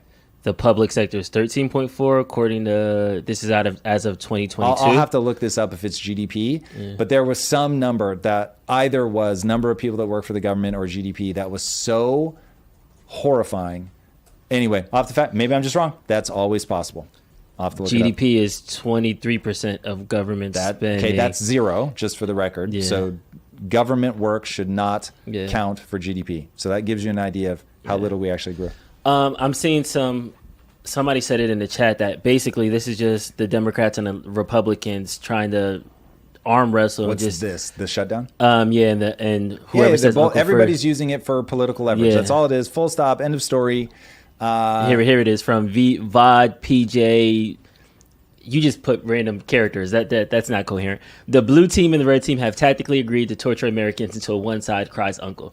This is a Mexican standoff with starving Americans as the victims. Yep. Yeah. Perfectly said. Yeah. Perfectly said. Yeah. We have somehow come to a sense that the government, we like are at the whims of the government. The government works for us. And so if they are making our lives worse, we have entrusted the wrong people. So yeah, look at the outcomes. Look at the outcomes. And the nasty thing about it is the Senate is still getting paid.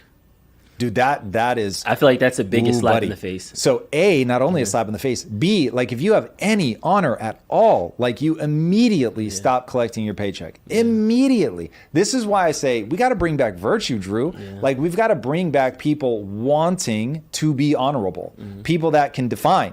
This is my value system. This is what I was saying earlier. People don't even know what their value system is. Like, what would you fight for? What would you die for? Oh man, I hope Lisa's still in the chat, but I have a feeling she's gone by now.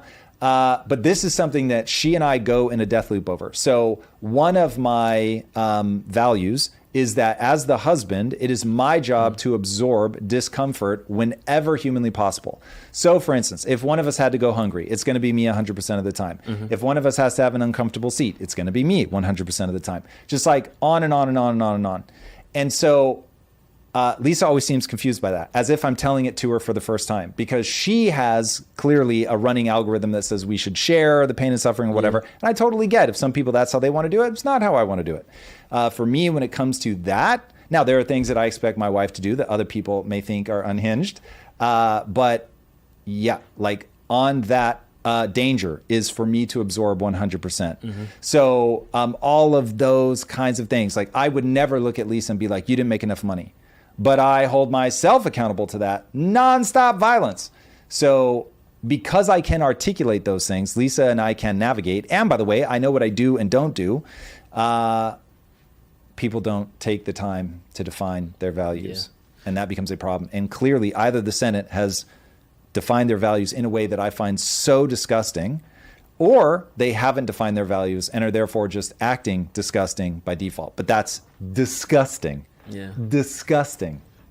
And shout out to Sequoia Hall fact checking us about the 40% number. So it's technically 36.2% of GDP. This was as of 2023. So I'm sure it kind of grew. And that includes, for those that wanted the information behind it, that's government funding, which includes state and local funding. And as you know, teachers, school, Department of Education, school unions, the things that are paid by property taxes, technically all that is government spending. That is definitionally a hard pass.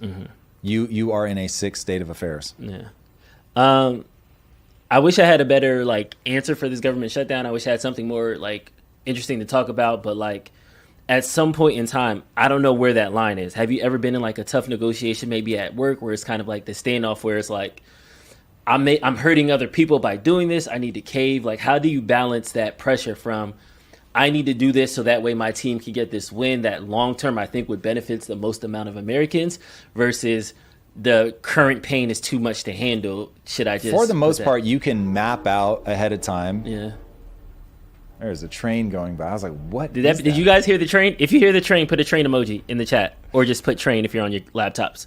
So you can map out ahead of time. These are the things that I'm fighting for that are an absolute must, that if I don't get those, I'm willing to. And then you map out how far you would go. And then you map out what your breaking point is. You should go into a negotiation knowing all of those things. Now, there's always going to be surprises and things you didn't expect, or an outcome that maybe you didn't think of ahead of time, all that, for sure. But you should have that kind of stuff mapped out. I think the thing that would really surprise, maybe not our community, because I do feel like we collect a pretty bright group of engaged people, but the average person, I think, would be very surprised to see the gap between the way politicians present themselves and the way they really are.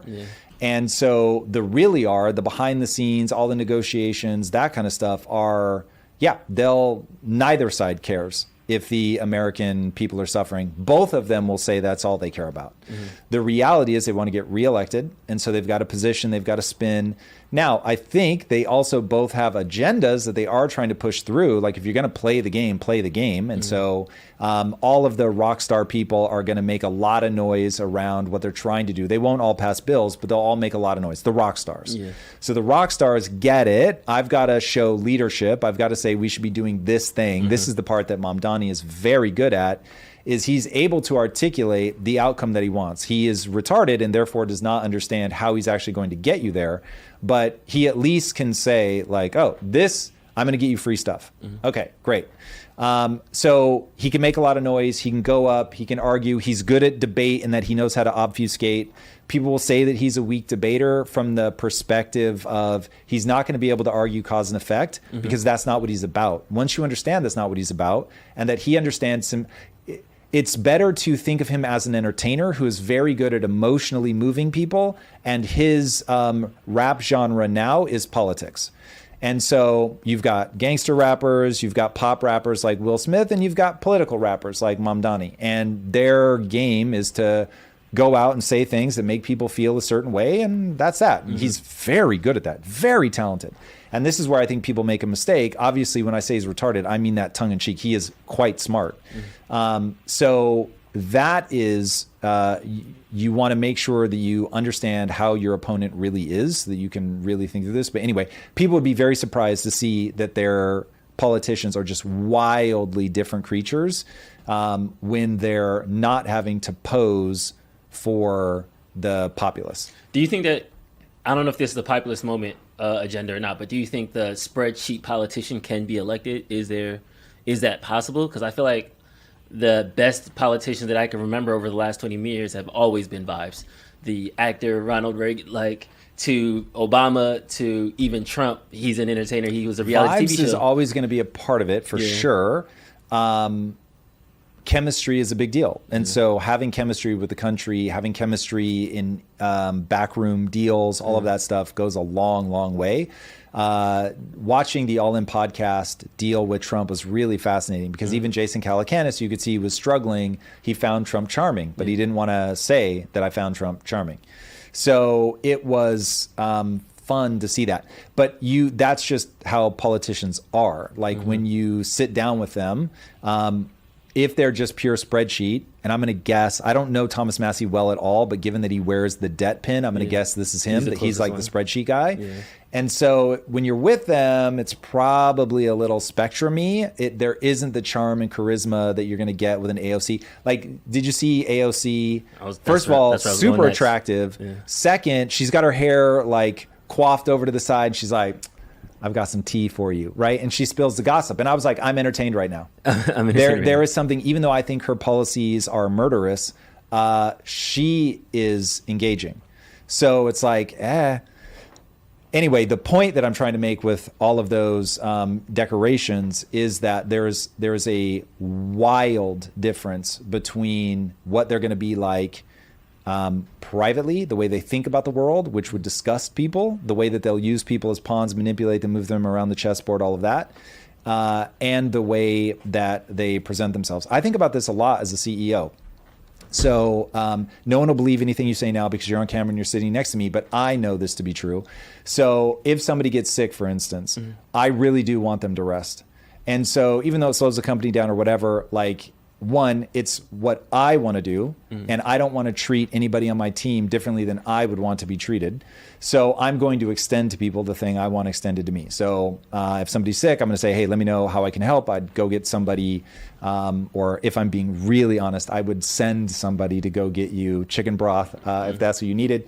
I want you to sleep in and get your rest. And so for me, my ultimate game is I want to earn my own respect. And so a huge part of earning my own respect is being who I am, outward facing and inward facing. Now, listen, I talk to my wife in a way that I would never talk if I were on camera. So don't think that I don't have gears. I definitely have gears. But in terms of my value system and what I believe and don't believe, it's very consistent. And so people would be like, oh, wow, like he's much more playful when he's with his wife. Like the number of times I will be silly on camera will be very low compared to how often I'm silly in real life, because my wife has rewarded me to no end because she loves that side of my personality. So anyway, politicians are not like that. All right, I got to grab it, Eric. Let's go to that AOC clip that you brought up about the tea. So for those that don't know, Marjorie Taylor Greene has been pivoting recently about the government shutdown. She was on The View. She's been very vocal in opposition about some of the Republican policies, just as she was about the Democratic policies. AOC says she has a reason behind her sudden switch. Here's some tea for you. MTG, people are like, oh my God, she's saying all of these things. Like, what's gotten into her lately? Oh, like she's bucking against Trump. She's bucking against the administration. Marjorie Taylor Greene wanted to run for Senate in Georgia. She wanted to run for Senate earlier this year in the state of Georgia. She wanted to be the Republican nominee for Senate. So she was gearing up for that statewide race, and Trump told her no. Trump said no. And the White House and Trump land shut down Marjorie Taylor Greene's personal ambitions to run for Senate. And she has been on a revenge tour ever since. Yeah. So that's the reason for the sudden switch. It's weird hearing it the behind the scenes, because we're all like, nah, they're probably doing this behind scenes. This is probably a political move. And then hearing somebody like AOC come out and say, yes, this is definitely a political move. This is one of the things, I don't know whether I love this or hate this, but the social media age, the fact that we're going to hear ultimately so much of this stuff come out is, God, I'd be lying if I said I wasn't here for it. I want the tea. Like, give me all the tea. When she leaned in, I was like, yeah, you go, girl. You tell me. She did look good too. Oh my goodness. I'm not going to lie. She is very attractive. And we can all be mad that God saw it fit to make us care, but we care. And so she knows how to play it. Yeah. God bless her. How do we quantify that? I know you're Mr. Metric. You always want KPIs to kind of steer us toward. Is there a KPI we can put in Congress? I know we joke about the Warren Buffett thing. Every time the deficit is too much, everybody gets fired. Whoa. I am not joking. They should do that. It is good, but everybody would get fired. That's like me advocating for policy at impact theory. Like, if our numbers don't get to 1 million, I get fired. Like, they will do whatever they need to get elected, and so they would cut the budget. And they would just be like, we're not going to get reelected unless we trim the budget. After we fire this whole wave of people. Look, they're never going to do it because they don't want to put that restriction on themselves. Yeah. But in terms of it generating the behavior that we want, it would. And so that's one of those, this is how you get a small government light touch. You put a regulation like that, that's just, it's blind. Yeah. And so your favorite politician may get caught in the crossfire. And it's like, yep, tough break, is what it is. And if you're willing to live and die by those policies, cool. Yeah.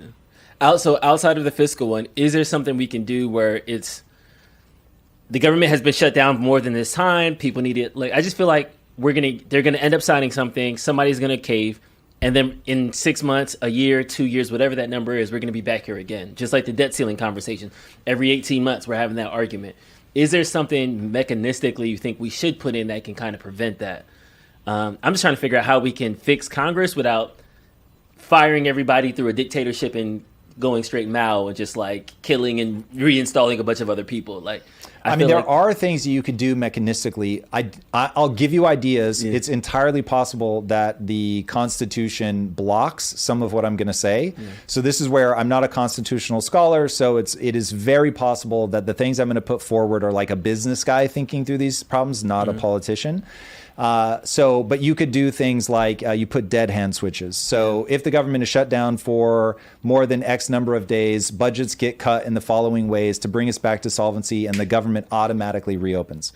So, for instance, if you said something like, every department is cut in equal measure with the exclusion of the Department of Defense and whatever, pick the entitlements,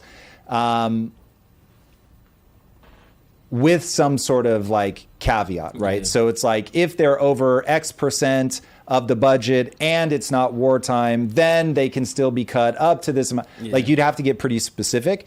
But if you had a dead hand switch like that, then unless one of the parties is like, that's what we actually want, and that's the only way that we can get it, then nobody's going to let the government go that long. Now, admittedly, my biases are leaking like crazy because my brain goes to what is a dead hand switch that I would want, because that's also one of the things that's happening right now, at least at the level of rumor, is one of the things that's being said is that there's a certain number of days, I forget how many, but it's not that many. It's like 45 or something. And Trump is able to, or the administration, whatever administration's in power, is able to start making permanent layoffs. Yeah. And so it's entirely possible that the Republicans are like, well, we win either way. So either we rebuff all of their desire to grow the budget in ways that Republicans don't like. Extend the ACA, roll back some of the big beautiful bill cuts. Yeah. Correct. Or we get all the way to, we get to start firing people. And now we can actually start tightening up the government. Those DOGE effects that we wanted to do that were overturned can now be done freehand. Exactly. Yeah. And I'll be honest, I want to see the size of government reduced so dramatically, so dramatically. So yeah, I am it. Look, doing it all at once is probably a bad idea. I would much rather, in reality, I would much rather see it happen slowly. But if you back me into a corner, I would rather see it happen fast, deal with whatever pain that causes over the next 2 or 3 years, and have it permanently be smaller than it never happen. And again, what is the metric I'm steering by? The thriving middle class, as defined by just what percentage of Americans are in a well-defined middle class. Like, I'm not trying to pull a fast one. Like, the middle class is everything. The life is so much better when the middle class is thriving. It's better for the wealthy. It's better for, obviously, the middle class. So it's like, dude, I don't understand how people have lost sight of when somebody's in the middle class and they earned their way there, like the euphoric vibes of like, not only did I get here, but I earned my way here. Slack. Okay, so we're at a point right now where, like,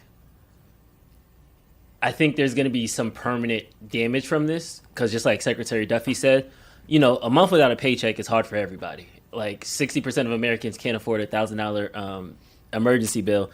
I don't know how many percentage of Americans can afford missing 2 paychecks, but I feel like that number is higher than 60%. Like, they're going to feel some reasonable pain. They're going to feel a lot of pain, yeah, if we extend to the 45 days and then those people are now permanently cut, let's say in a perfect world they get back pay, but now they have lost their job. Yep. Is this similar to the AI utopia that we've been pitching as well, where there's just going to be a wath of pain, then hopefully they can find purpose and the private sector can kind of help out on the other side of that, but we're just going to have to go through that valley of the second and third year of the Trump administration. We'll kind of have bread lines, and then by year 4, everybody's back to humming. Like, because we can't act like, you know, 40% of GDP disappearing is going to just make, like, people just walk into Walmart and get a job. Like, there's going to be some pain there. There's going to be some pain there. Yeah. It could have a psychological effect where people lose confidence in the markets. That is for sure. It is one of those where there is no way out of the situation that we're in right now without pain. There is no way. There is no way. So now it just becomes a question of how effectively can we deploy a beautiful deleveraging. And I will say the chances that we do a beautiful deleveraging aren't approaching 0. They are 0. Oh, 100%. Like, it's never happening. We psychologically do not have the makeup in America to do that. So we're in a position where beautiful deleveraging is not going to work. No one's even going to try it. So the only thing that we're going to try right now is growth. That's it. We're going to try to grow our way out of this. And remember that if the Democrat Party gets their way, that they will accelerate the demise, because the demise is very simple to map out. It is how much are you deficit spending? And when you say accelerate that demise, like, you're just saying they're going to be spending more money at a faster rate than the Democrats are. So it is money we don't have. Yeah, I'm trying to make it as completely clear. They're gonna deficit spend, and they will deficit spend even faster than the lunatic Republican Party. So now you have a problem where you lose in both ways. Just one way you lose a little bit faster. So there is right now. I will credit Trump with, he's at least delusional enough to believe that he can grow his way out of this, and he is trying to grow his way out of this. I don't see any way to grow your way out of the problem unless you balance the budget first. If if the big beautiful bill had balanced the budget and then he was doing all these things, I would then actually become the pro-Trump guy that people think I already am, because I'd be like, okay, we have a balanced budget, so now we've stopped all the bleeding, so we're no longer damaging the middle class and the working class, and we're going to try to grow GDP. Now, I think the way that he would grow GDP would not match my ideal scenario, but nonetheless, at least we would be moving in the right direction, and that 122% of debt to GDP ratio would start going down. So if that were the case, I'd be like, yes, he is unhinged. Yes, he has authoritarian tendencies, but he's at least bringing back a thriving middle class. And by the way, I don't think he has the amplitude of authoritarian impulses that people try to map him to. So I don't believe he's ever going to go anywhere near down the path of Hitler. I don't think. He's doing his best to try, though, with the National Guard marching through the parks and the parade. Have you watched? To look like it. So first of all, read Mein Kampf. read Mein Kampf, and you're going to be like, oh, I get it. There's a real scale problem here. And then second, look at the footage of Hitler, bro. So if politics are a genre of rap, he was gangster rap. Like, it was wild. He wasn't smiling and waving like Mamdani. He was unbelievably effective at deranging people and getting them to get behind murderous ideology. It was wild. And when you listen to him, like, imagine Nick Fuentes, but like really good at like big marches. Put Nick on meth, and you're maybe for real. He was a total speed addict. Whether it was meth or not, I don't think it was meth, but he was a speed addict. He was totally out of his fucking mind, but he had a very clear, unflinching, I know the way. I'm going to get you guys all out of this. Like, it's got to be me or nothing else. He was wild, dude. He was looking at, from the beginning, he was looking at Russia and saying, they're going to be our American dream. So the Ukraine is going to be our American West. Yeah. And Germans are going to get to spread into the Ukraine and live on the frontier and take over all of that. And it's going to be amazing. Mm-hmm. Now, listen, Trump says wacky shit about Canada being the 51st state, but he's not saying, I can't fathom, even in the darkest of closed rooms, that he's saying to somebody, Canada's our new American West. We're just going to expand in. He had his going for Greenland for when we're going to take everything. So Greenland is a military installation, and he always approaches it from, your country's doing you dirty. We will do you well. You're important to us anyway. These are bad things. I hated it when he was doing it then. If he starts doing it again now, I hate it. What he's doing in Venezuela is horrifying. I wish he would just talk about fucking China so we could at least understand this is just about China. It's not about the oil, I don't think. Partly, I guess. But like, the big play is China can't have you. That's the big play. So now, at least if he were being honest about what's going on, we could say, okay, do we want to be bullies like that? Yeah. And then I'm going to say, no, motherfucker, we don't. Get better policies. Get better policies. That's how we win people over. We don't try to out-China the world. We don't try to strong-arm and bully and all that shit. Be savvy like you were in World War I and World War II, where you're like, we are the greatest manufacturer on planet Earth. We know our worth. And dear Europe, if you guys want to keep killing each other, that's your business. We'll fund the shit out of it. We'll loan you money. We'll give you weapons, and we'll get rich off this while you fucking destroy yourselves. If America wants to play that game, I'm here for it. If America wants to be some asshole bully that's running around the world, slapping everybody around, putting $50 million bounties on Maduro's head, bro, that shit is fucking Wild West. So this is not me saying, oh, I dig Trump. I like the way. No. What I'm saying is he's not Hitler. So he's got his own set of problems. And by the way, dude, okay, now I'm really going to get sucked into a lot of internet drama stuff. But like, have you watched Nick Fuentes? Yeah. He's actually about that life. That was literally my next question. Question. Okay, we had our conspiracy hat on. We had our optimism hat on. Holy shit! I'm gonna call this one our dunce hat. Like we gotta be a little bit elementary. We're gonna be very remedial about this conversation, and I'm doing this intentionally because people are attributing this and it's starting to catch steam. People are attributing what and what's catching steam? I'm gonna run that through. Yep. As Trump comes in office, there are a sect of people. It could be 50%, it could be 1%. That doesn't matter to me. There are a sect of people that feel empowered in their anti-people of color, anti-LGBTQ, And you think that's because of Trump? I'm not saying that's because of Trump. I see that as the soil in which those things can grow a little bit more freely. Yes, it's the soil in which Trump grew. It's the soil in which racists grow. Yeah. I'll give you that. And Nick Fuentes, I feel like, is not even a rose in that. He's a weed in that. That plant is well nourished. Yeah. So to your point of populist leaders have to have an audience, I don't think Nick Fuentes is creating these I think he's just assembling them. Right.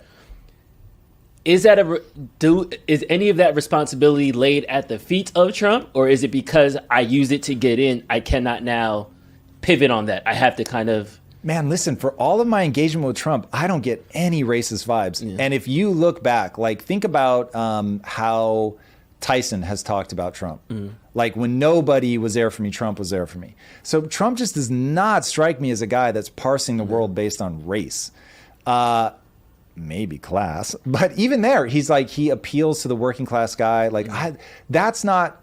But again, the soil that creates those things. Let's take the Trump thing of it all first. Okay. So if you want to bag Trump up and say Trump bad, it's obviously on the authoritarian side.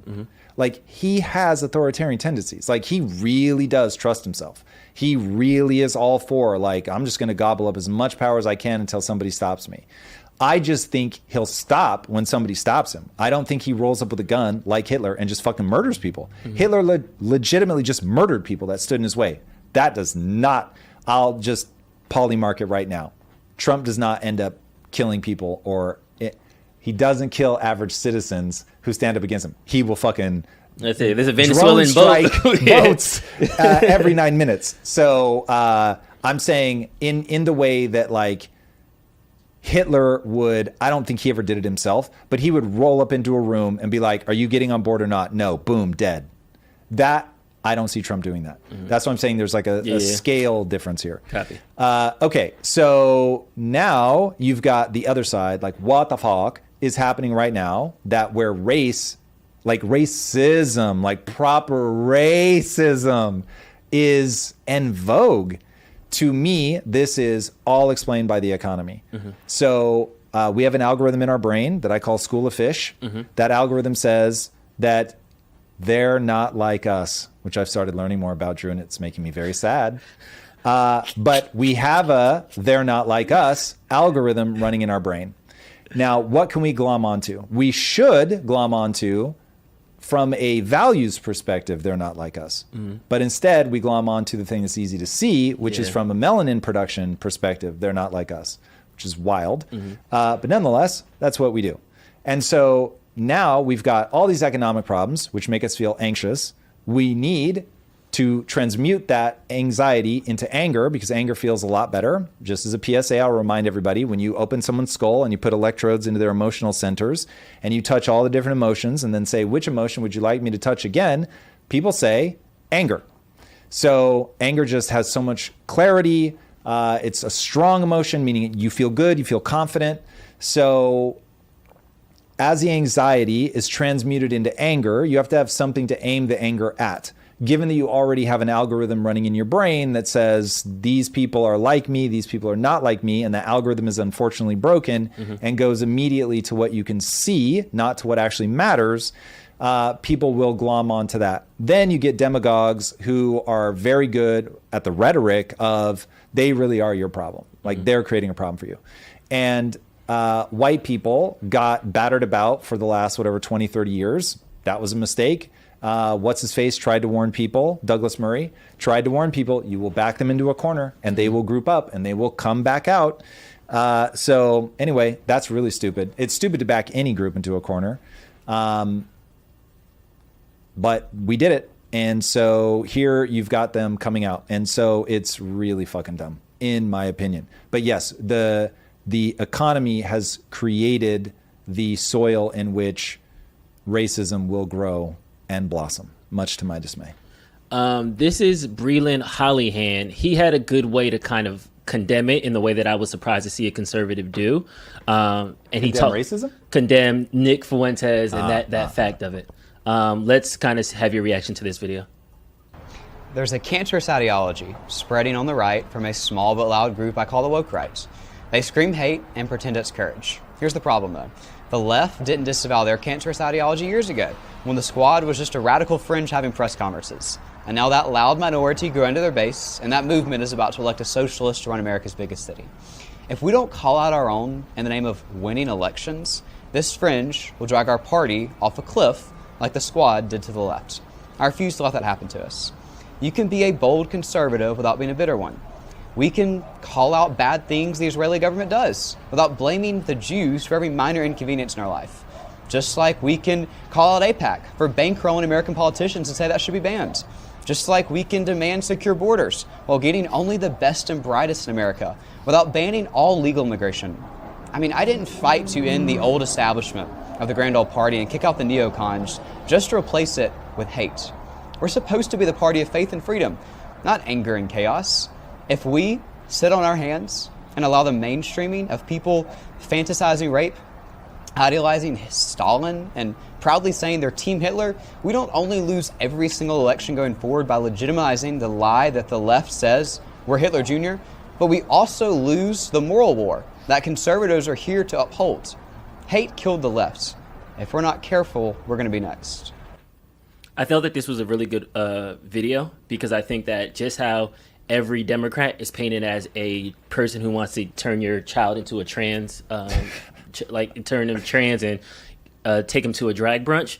I feel like the right now is getting painted with these broad strokes that is like, wait, traditionally the conservative party after slavery, after the flip, after the Civil War, has been the party of Jim Crow, has been some of these things that have happened. Again, after the flip, I know Democrats traditionally back in the day were the racist party, quote unquote. Now you have Nick Fuentes coming out, much conservative and much like, yes, I am racist. Yes, it is true. We are on the right. Yes, we are here. And that now is, to Billy's point, is now a growing base within that woke right. How should they go about condemning it? How should they go about distancing themselves? Where just a few weeks ago, there was that group chat and JD Vance was like, oh, those are kids being kids, and try to like sweep it under the rug. Yeah. So what's the right way for, the administration to handle it so that way this does not become the right's version of, trans crazy quote unquote politics? Stand on your values. Mm-hmm. Let the chips fall where they may. I think about this a lot with being on camera. So I see it as my job, if I'm going to be on camera, to try to be the greatest of all time. The metric by which I will judge that are numbers. However, if I lose my soul in doing it, then that would all be for naught. So there's an amount that I can change. My behaviors change the way that I am on camera. I enjoy being on camera far more now than I did even a year ago, because I'm learning to truly be myself on camera, which has been a lot of fun. And if that means that I stall out because I don't have the chops, I'm not entertaining enough, I'm not interesting enough, my ideas aren't sharp enough, whatever, well, then I lose. Fair enough. But I'm not going to say things I don't believe. I'm not going to jump on bandwagons that will make me lose respect for myself in order to become number one, because even though I'm trying, it's not as interesting to me as having my own respect. So politicians do not seem to imbue that. The people that ultimately get to power are the ones that are like, okay, when I'm forced to make a choice between like saying what I believe and getting elected, I'm going to get elected. And I'm sure they tell themselves a story that goes something like, well, I've got to be in power to enact change. And so if I've got to say the same to get into power, I'll make sure that when I'm there that I'm enacting change. And I'm just, look, I'm very fortunate that I played the business game first, had a massive amount of success there, and so I can afford to play a different game where I don't have to pander to people, and if this all goes away and nobody pays attention, shout out to all the people in the crowd that are down with anime video games, because that'll be the next zone. Like, I'll just be there, and if it goes back to when I was live streaming and there was 7 of us, and I was playing video games literally with just 7 people, it was like, cool, then that's where we're at. So that to me is really the answer to all of this. You condemn people by saying, these are my values. The thing that they're espousing when they say that thing is anathema to my values or is exactly what I believe. So when I hear Nick Fuentes talk, because admittedly, I'm still very early in my Nick Fuentes journey. So, but I was startled by how he's just racist. But he'll say shit like, and this was in the Tucker interview, so this wasn't a long time ago. It's like 2 weeks ago. He was like, I remember the date, December 18th. And Tucker was like, why do you remember that? And he's like, because it's Joseph Stalin's birthday, and I'm a big admirer of his. And I was like, what the fuck?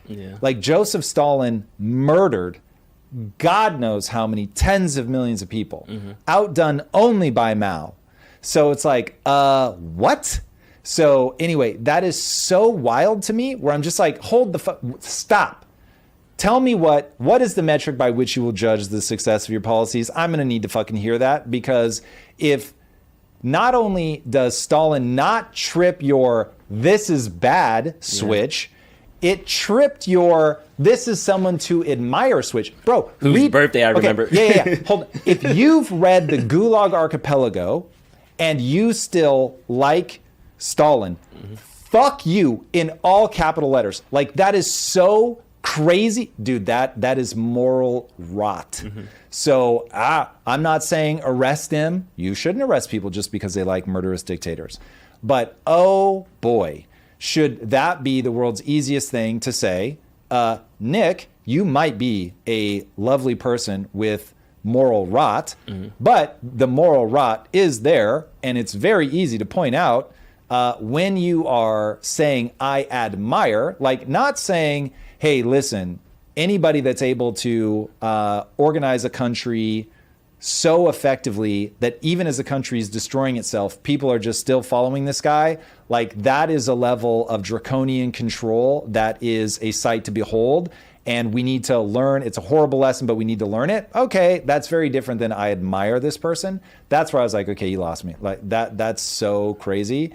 I could get why young people today feel like, well, I've got to embrace my white identity because I got kicked around for so long and I got raised that whiteness is evil and all white men are bad and all that. Yeah, okay, that's going to derange kids.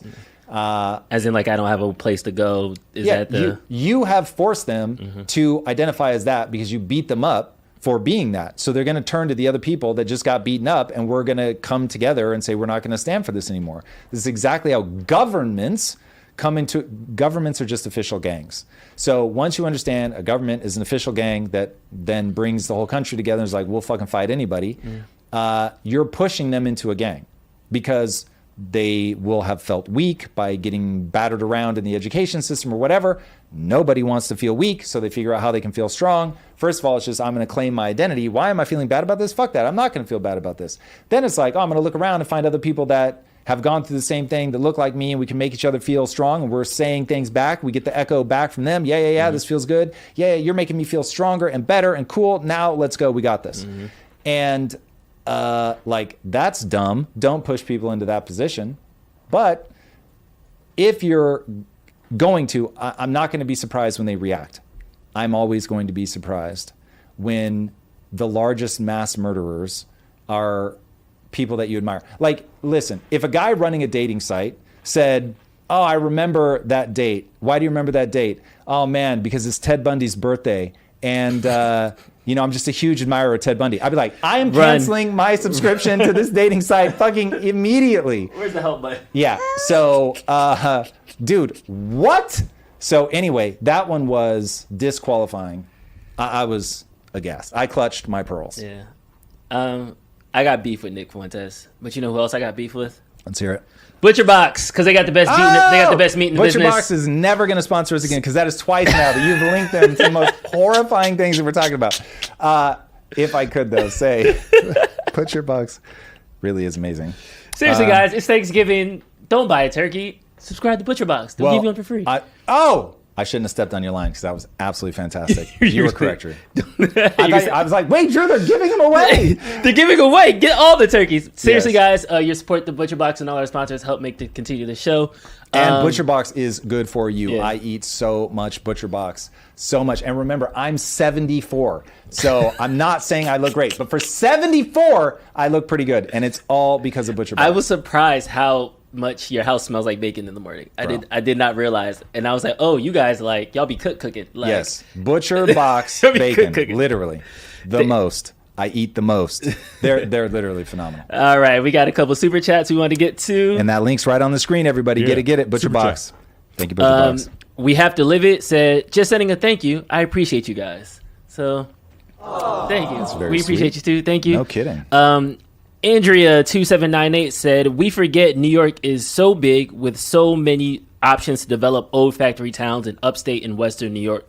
The bones are there, but government needs to pivot to growth mindset instead of feed NYC at all cost. I love hearing somebody talk about a growth mindset. And then also remember, he's not governor, he's just mayor. So, but it's just that New York has historically been the financial capital of the world. And so I think as a symbol of where we're going as a country, that's part of what's freaking people out, is that you've got a socialist now running the largest financial center in the world. And man, I'm so curious, like what people tell themselves when you go, okay, this has been tried a gazillion times throughout history. It fails literally every time, not most times. Every time. They end up having to lock the people inside of their own country, not letting them leave. Like, what do people tell themselves about why it's going to work this time? That's where I'm just like, what? So, yeah, it's wild. Is it one of those things where it can work for 5 years, but then year 17 it breaks? Or is there a way we can kind of kick that? It certainly gets off to a better start than it finishes. But if you're really socialist, like if you are a socialist country, you start jailing people right away. Oh, okay. Because you can't have people question the system. And this is where it's like, even so, Deng Xiaoping, who I will often credit as actually helping China do the Great Leap Forward, which he did, there's no denying that, but he also slaughtered people in Tiananmen Square. So... yeah. RJ Johnson, thank you for your $20 super chat. RJ, what's up, brother? Born, raised, and still living in LA. I've been concerned for our future. Don't let New York City's superior attitude so ecstatic over Mamdani's win. Don't like New York City's superior attitude so ecstatic over Mamdani's win. Won't be long before they sink below our pathetic condition. Go socialism in NYC. Muscle emoji, 100%. Just remember, they are never going to admit when things start going wrong that it was because of bad policy. They just won't. Happy. And then Sequoia Hall 1695 said Central Park 5. And I think that goes back to the Trump doesn't peg me as racist. I don't know if you remember the Central Park. Sequoia Hall, they wrote Central Park 5. Oh. Yeah. When Trump was super hard on the Central Park 5, thinking that they were the teens. You don't remember this story? Yeah. No, I know it. But why do we automatically assume that? Because Trump took out that ad and said they need to get the book thrown at him. Yes, and so we're assuming, did he say they need to get the book thrown at them because they're black or because he believed that they were the rapists, right? Yeah, but they ended up getting off. They weren't responsible for it. It was... Sure. So he misidentified innocent people and wanted the book thrown at them. What I'm saying is that was dumb if he didn't know the facts of the case. But why do we assume that was because they're black? Because how hard he went over a racially charged trial, it'll be similar to the dude on the train who killed the Ukrainian woman. Yeah. And if somebody put a full page out on that and says, hey, this guy needs to go to the bottom of the pit. It's people like him that are making the country bad. Yeah. And at the same time, 1,200 people get stabbed every day and they don't get full page ads. So it's one of those things where you glorify a racially charged case. Yeah. It kind of puts you on one side. Racism's real. Yeah. It's growing, which is horrifying. All of that's true. I don't know that we have any reason to believe that Trump did that ad because he is racist, given the number of prominent black people that have come out and said that he's not racist. So I don't know, like going down the lane of Trump is racist, whatever. Like I'm not going to die on that hill, maybe secretly. I don't know. I haven't seen anything in public, but I don't know him personally at all. So certainly not going to defend his racist or not racist record. I will say that America is growing increasingly racist, and that is dumb. And I hope that we all back out of that immediately. And remember, I'm telling you, I could think of whatever race you guys don't like. That race, I could find you a gaggle of people that you'd be like, oh man, this guy's just like me. Like people they're just down with the things that you're down with. And you love spending time with them. And you're just like, oh yeah, like you will suddenly be like, oh, that's right. It's about fucking values. And I could find you people that are exactly the same shade as you. You need to find a Casper the Ghost for me. But I can find you somebody that just matches your skin tone. And you're going to be like, this guy is a dick. And I don't want to spend an ounce of time with this person. Because it doesn't have anything to do with skin color. It has to do with values. We grow up in the areas from a historical perspective where everybody looks like us because that's just how geography worked. And so, of course, from a long-standing perspective, many countries, there will be a wild correlation between how they look and what their value system is. but it isn't causative. It isn't causative at all. So, yeah. Also, Tom, you do know that you can be racist and have black friends. Sure. Copy. Okay. But also, you do know that the odds of you being racist while having black friends goes down dramatically. You can be very much... Okay, define racism. Discrimination against a certain class due to their skin color. Okay, and so if you're not discriminating against your friend, and you're like, yeah, this guy's black, and I'm not treating him any differently, this guy's Chinese, and I'm not treating him any differently, then you're cueing off of something other than race when you discriminate against those other people. Odds are you're now just in-group, out-group. And so if we are expecting humanity to not have an in-group, out-group bias, we will die tired. That's never going away. So it's an algorithm that's in our minds. It literally, in every room you walk into, you are trying to figure out friend foe, full stop, period, or fuckable. Are they fuckable? Is this a friend? Is this something I can eat? So you're having a biological experience, okay? These are just the way that the mind works. I don't understand why people are so surprised by this. So, yeah. So the one that drives me crazy is that if you fully respect, love a person of another race, and then people go, that doesn't matter at all, that is full retard. So it doesn't mean that you don't have a weird glitch in your brain where you then go, everybody has to be vetted through the filter of I have to know you personally, or I'm leaving you in my sort of not thought through racist bucket. That is entirely possible. But what I'm saying is when you look at that moment, see the salvation in that. That, oh, okay, this guy isn't like, no matter what, I fucking hate Asian people, black people, Indian people, whatever. That person's like, oh, if they get to know them, then they let all that shit go. So now we just have to get them to realize they're making a category error. That's a lot more hopeful than somebody who has a value system that's like, I hate insert race. Okay, we'll call it a category error. And I think that would help the conversation progress. It certainly is a category error. All right. And Andrea279 with a $50 super chat. Thank you for coming back to back. I appreciate you, Andrea. Thank you for your support. When politicians leverage hurt, why do we still want them to give us quote unquote free stuff? They're the coachman from Pinocchio looking to turn you into an ass. You can tell who didn't grow up on cartoon fables, LOL. Make fables great again. The little red hen. Wait. Who said this? Andrea2798. Andrea, oh my God. You are my new favorite person.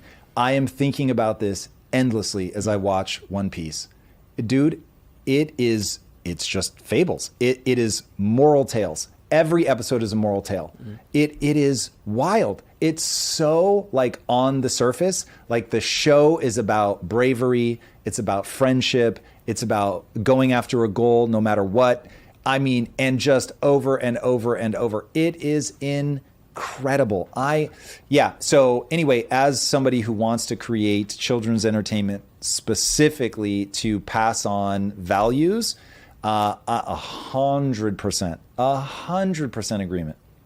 It's really insightful. I was trying to think about it. Like I remember the tortoise and the hare, Three Little Piggies. I feel like those are the only two. Like I didn't even see Pinocchio. We gotta get you some more. Get you some more, man. Watch One Piece. It is, if you believe in like loyalty, friendship, going after goals, never giving up, pushing through pain. I mean, it's really incredible. And just honestly, I get asked, like, once you say that you're into One Piece, people will then ask who's your favorite character. And the honest answer is you really do have to take them as a gestalt. Any one of them is like wildly problematic. Yeah. But honestly, like the one I kind of lean towards is Usopp. And which one's Usopp? You have to watch the show because if I describe him, he's going to sound terrible. But he's a liar and he's terrified all the time.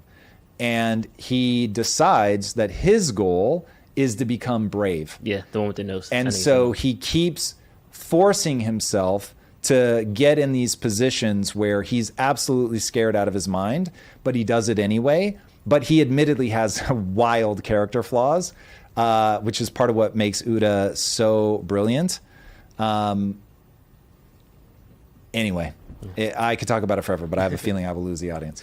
CF Williams 1, thank you for the back-to-back super chats. And for those, just FYI, we have it in the description. We say it periodically, but super chats over $19.99 will be read.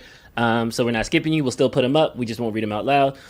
She said, sorry if you already covered this, just joining now. What are your thoughts on the CA redistricting really measure, fast, Prop 50? because John Doe is calling me out. I am projecting onto Usopp, but not the liar part, the terrified part. So that is the same journey I have gone. I've said many times, my journey was one of learning to be strong. And so getting into business, I was just terrified all the time. And so I had to learn my path forward. So I'm not going to lady doth protest too much about whether I lie or not. You guys will be able to watch me on camera. You've already got God knows how many thousands of hours, so you can figure out whether I'm telling truth. But from the secret thing that I wish weren't true about myself is that I have spent much of my life absolutely terrified, anxious. I mean, I try to talk about this stuff all the time, but yeah, that is why I find him motivational. Nice. Very similar journey. All right, Prop 50 redistricting. It just passed in California. That allows California to gerrymander a couple seats to offset what's happening in Texas and the Republicans' effort to gerrymander. How do you feel about Prop 50 passing? Oof. I think what's good for the goose is good for the gander. So if Republicans are going to try to redistrict, then of course Democrats are going to try to redistrict. So my thing is set one policy to rule the whole nation. It's the only intelligent way forward, in my opinion. So what is the thing that we're going to say, this is the blanket. It applies everywhere. No one gets to redraw lines, nothing. It's just like a grid that falls down on America. And regardless of state, regardless of color, like that's how this all gets settled. And if it comes out to be 80% blue, then it's 80% blue. If it comes out to be 80% red, it's 80% red. It is what it is. But pick one policy to rule them all and never, ever, ever, ever, ever redraw the lines. If people start moving, it just is what it is. Like, yeah, I think it's insane that we draw weird lines to try to get the number that we want. It's crazy town. Yeah, I think it's just like crony capitalism and the middlemen who aren't entrepreneurs, who aren't good at it, who try to weasel their way up. They're the ones that ruin capitalism's reputation. I think this crony politics is the same way. Some of these district lines are literally a L-shaped with a little nodge, and that's at crazy. One district. It skips over 3 different towns. It cuts through 4 zip codes, but the another zip code, like, it does not make sense. I feel like an eye for an eye makes the whole world blind. So I think California doing it as a fight back just took away Californians' rights, just like Texas just took away some Texans' rights. And I think instead of high-fiving our team, we just made life worse for both of those people in both of those states. So I just think it's dirty. But it's all dirty. It's ridiculous. It's very sad. Yeah. So that's where we are. And we have LeBlanc, a.k.a. Nunya. When are we getting the next playtest and update the map editor, Tom? December. No map editor updates yet. Okay. We're not focused on that at all right now. But you're going to do a play test in December. So that will open back up. I could not be more excited about the progress that we've made on terrain generation. It's still awkward as hell. Please do not get me wrong. Like, it's going to be ugly. But the world is really starting to get interesting. So again, this is one of those where this is exactly the kind of thing I love talking about. But we'll lose the audience. But yes, December. And for those that somebody asked earlier in the chat, what's an update on Kaizen? So I don't know if you want to give us a quick elevator pitch. Elevator pitch is it is basically Minecraft with MMO skill trees and guns. So yeah, that sums it up very, very rapidly. But it is a procedurally generated world that is absolutely massive. That's based on rules. If you alter the rules, the world responds. You're not altering the rules, but you move things around to match the rules, and then the world will respond to the new configuration that you've put it in. And like Minecraft, you can dig into it and drill down and find caves and all kinds of stuff. And I know there's the pre-alpha available. I just dropped that link. Did some of the newer stuff get added into that, or that's still V1? No, that's like okay. What LeBlanc is asking for is like, hey, we want to come in and play what you play every weekend, Tom, Gotcha. as I'm play testing this stuff. Yeah. So that they'll get to do in December. It'll still be super awkward and all that. But from what we've done under the hood to expand the capabilities of the world is insane.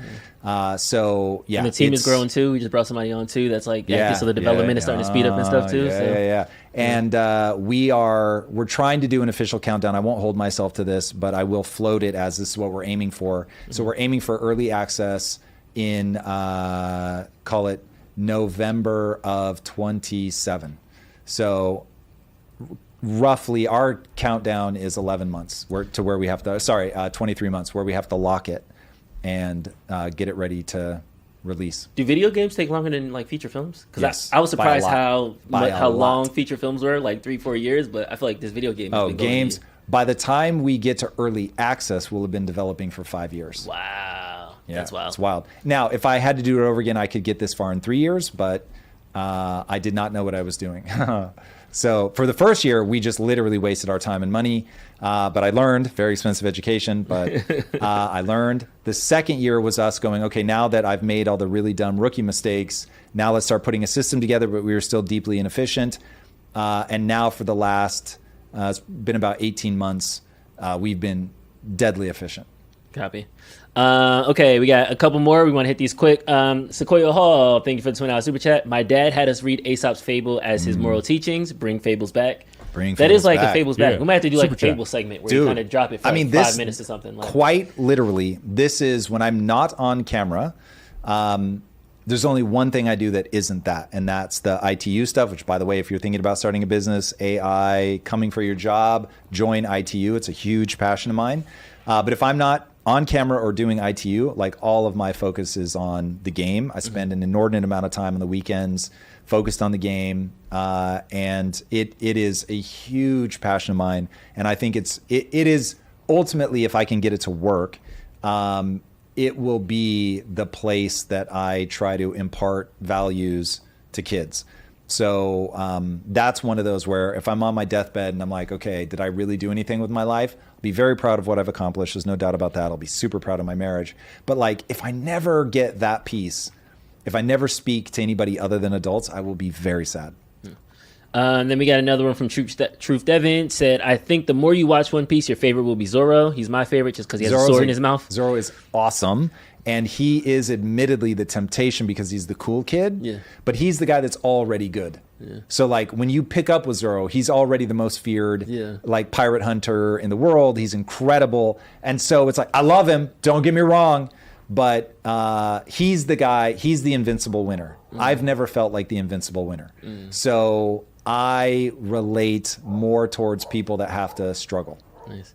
And then one more from Nanya K. Laban. Super chat. That shops to hear being done, doing a lot of self-development and personal stuff in the background. So lots of new ideas as to improve stuff, looking to make decent content. I hope he means around Kaizen. That's good to hear. Been doing a lot of self-development and personal stuff in the background. So lots of new ideas to improve stuff to make decent content. I had to spell check that a little bit, but I think we got there. Let's go. I think we got through it. I love it. Okay, I want to go into outer space. We still don't know what's going on with the Martian. I mean, the asteroid that's flying around the sun right now. But there was breaking news that There's an update? I assume this just went away. I'm going about the gravity. Oh yeah, 3i Atlas is still circling around. Yeah, that's gonna end up being nothing. I'm so sad. It's just you think it's gonna be nothing? Just a rock. All right, well we got like a week and a half left. Let's be optimistic. Yeah. I need some aliens to come in because see. I need us to get together, man. I need us to get together. I need a mission. I need an Independence Day sequel in real life. That would be cool. Gravity may be key that our universe is a simulation. Groundbreaking new research suggests. So Peter Diamandis tweeted this and said, "Yes, obviously we are living in a simulation, but what will you do differently now that you know that?" And Elon Musk tweeted, "Maybe have more pool parties." I had a video that actually broke it down because the one that Peter Diamandis tweeted was gatekept. Yeah. What if gravity isn't a force at all? What So a this was cosmic kind algorithm. of a explanation of what they actually mean by gravity is the What key if to gravity isn't understanding that we're in a simulation. Let's go. force at all, but a cosmic algorithm. In a stunning new study, physicist Dr. Melvin Vopson suggests gravity might not be fundamental like we've always thought. Instead, it could be a computational process, a tool the universe uses to organize and compress its information. Imagine the universe as a giant computer with every bit of matter encoded like data. Gravity, in this view, is how that data is optimized, pulling things together to simplify the system. This theory builds on the idea that reality itself is made of information, not particles or energy. It echoes other revolutionary ideas like entropic gravity, the holographic principle. Together, these theories challenge our most basic assumptions about the universe. If true, this could help solve one of physics' greatest puzzles, reconciling gravity with quantum mechanics. More than that, it could mean we're living inside a kind of universal computation. To learn more about this mind-bending theory and what it means for the future of physics, watch our full YouTube video. I'm gonna have See to you watch there. that full YouTube video. This is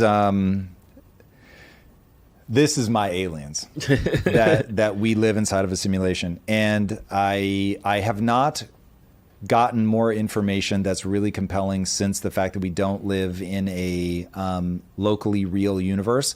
But once I heard that we don't live in a locally real universe, a puzzle piece clicked in my brain, and I'm just like, wow, we really do live in a simulation. Mm-hmm. Or real life is so much like a simulation that still becomes the correct metaphor with which to think about the world, that the world is computational, that meaning it uses computational resources and therefore has to be partitioned out for rendering in the same way that you would partition out a game. And I'm just like, whoa, like when you start seeing that the similarities between the real universe, quote unquote, and the way that you optimize servers is 1-for-1, it's like, whoa, that is wild. That's wild, man. Mm-hmm.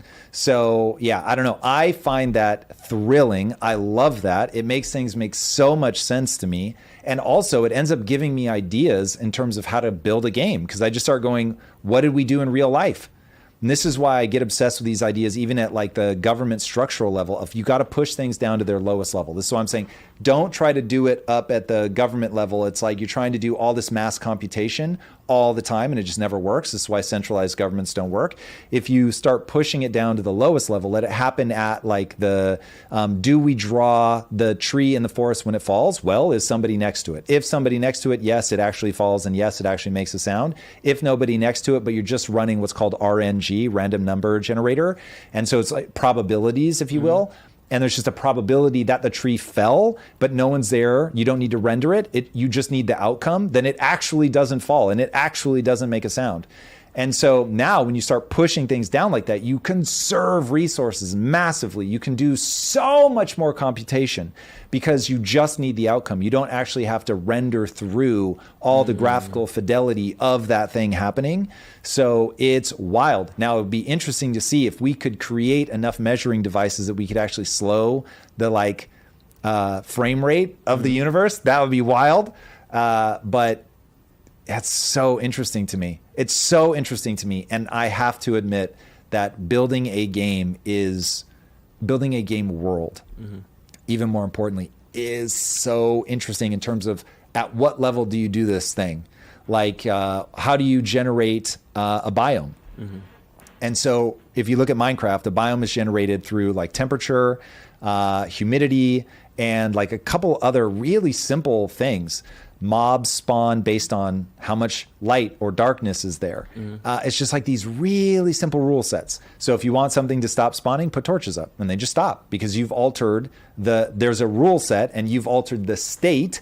And so the rule either is on or off based on things that you as a player do. But Minecraft, I suppose, just stay really light, or maybe that was all they could do in the beginning, and now they're so locked into what the game is, they don't want to make changes.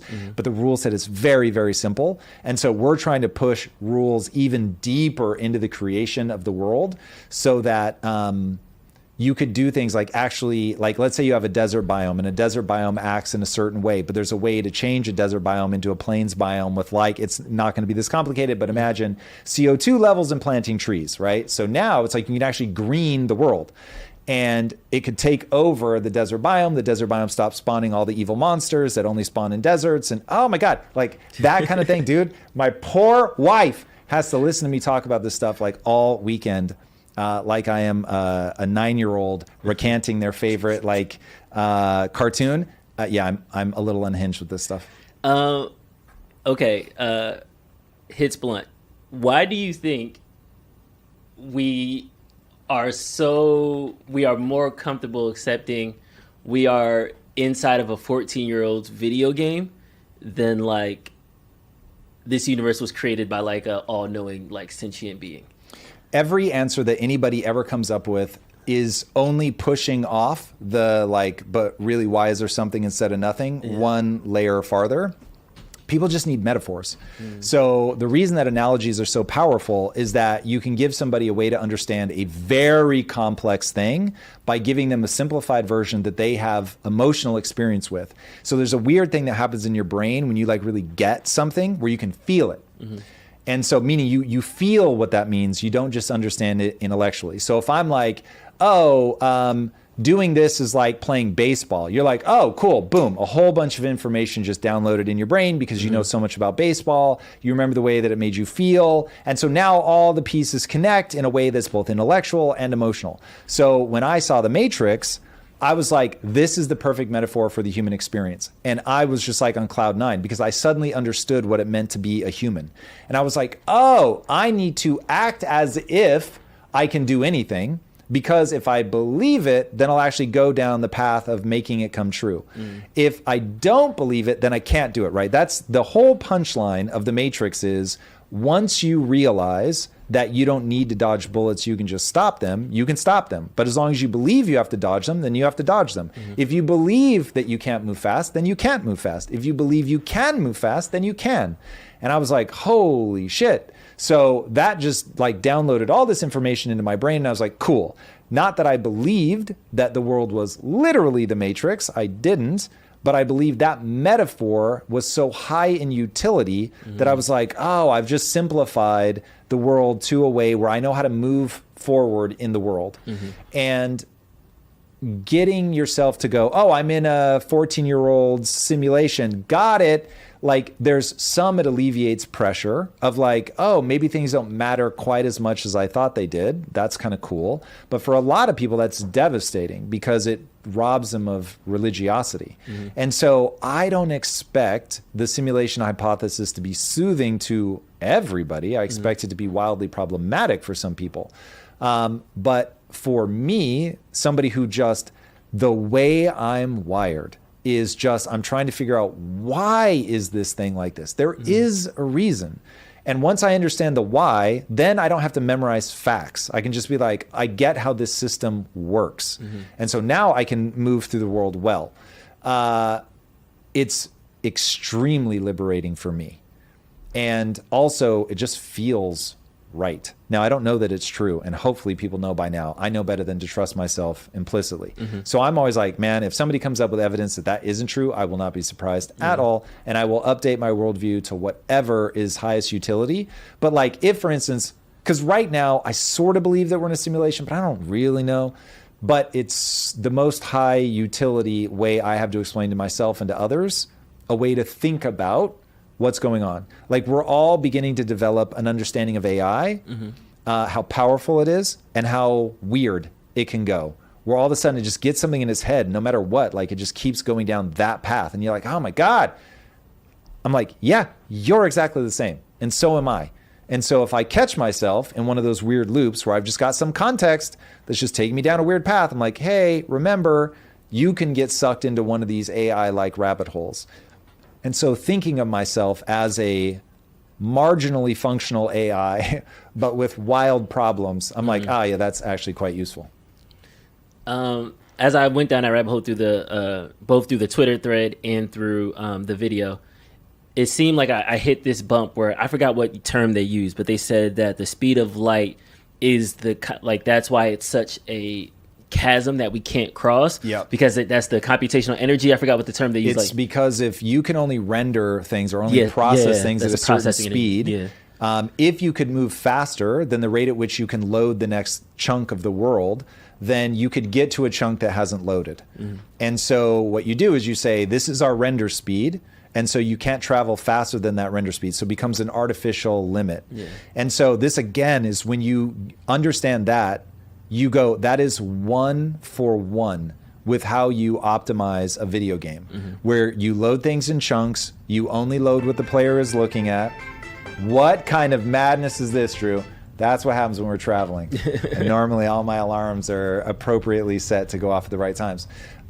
So it's literally 1-for-1 that you would need something like that. And so this is why you get loading screens. But in real life, we've tried to make a seamless server. So if we're in a simulation, it is a seamless simulation where you can move anywhere around the world. You never have to wait for anything to load. It just happens. Unless you go by faster than the speed of light. If you could go faster, then the hypothesis goes that is one potential reason why you would need a limit. Because when you look at the math, you're like, why does this need to be limited? It doesn't make any sense. But if you have a computational need for a limitation, then it would make sense. Yeah. Now, that may not be the real reason, but it is certainly a internally consistent reason that's plausible. And then knowing this information, because you said it's the most high utility. Is it because I have this analogy of how the world is created through a simulation, I can now convey that message to others? That's where the utility comes from? Or I'm a little more selfish than that, so I just think about how it helps me live my own life.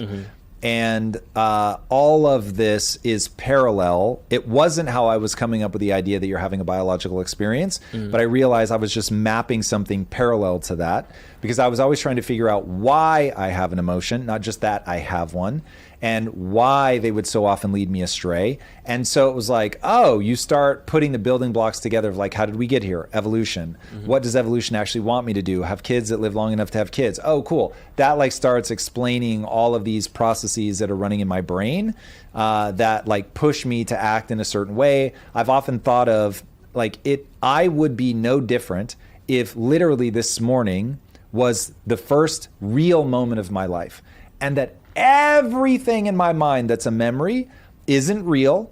It was all part of my programming. It's just my backstory. And then I would always ask, well, why would I need all of that backstory? And the answer is you need all of that backstory because it gives you the context that you need to move forward. So I was like, oh, it's really the context that's necessary. It's not actually that I live all of that. And then you start going, oh, this is really about decision making. And then you're back to this is 1-for-1 with like creating a game where you start going, okay, I don't want the AI to like act in predictable ways because that doesn't feel good. I don't want the AI to walk into walls either. That doesn't feel good. And so you start realizing, oh, I actually don't want to pre-train the AI with everything. I want to give it the ability to learn.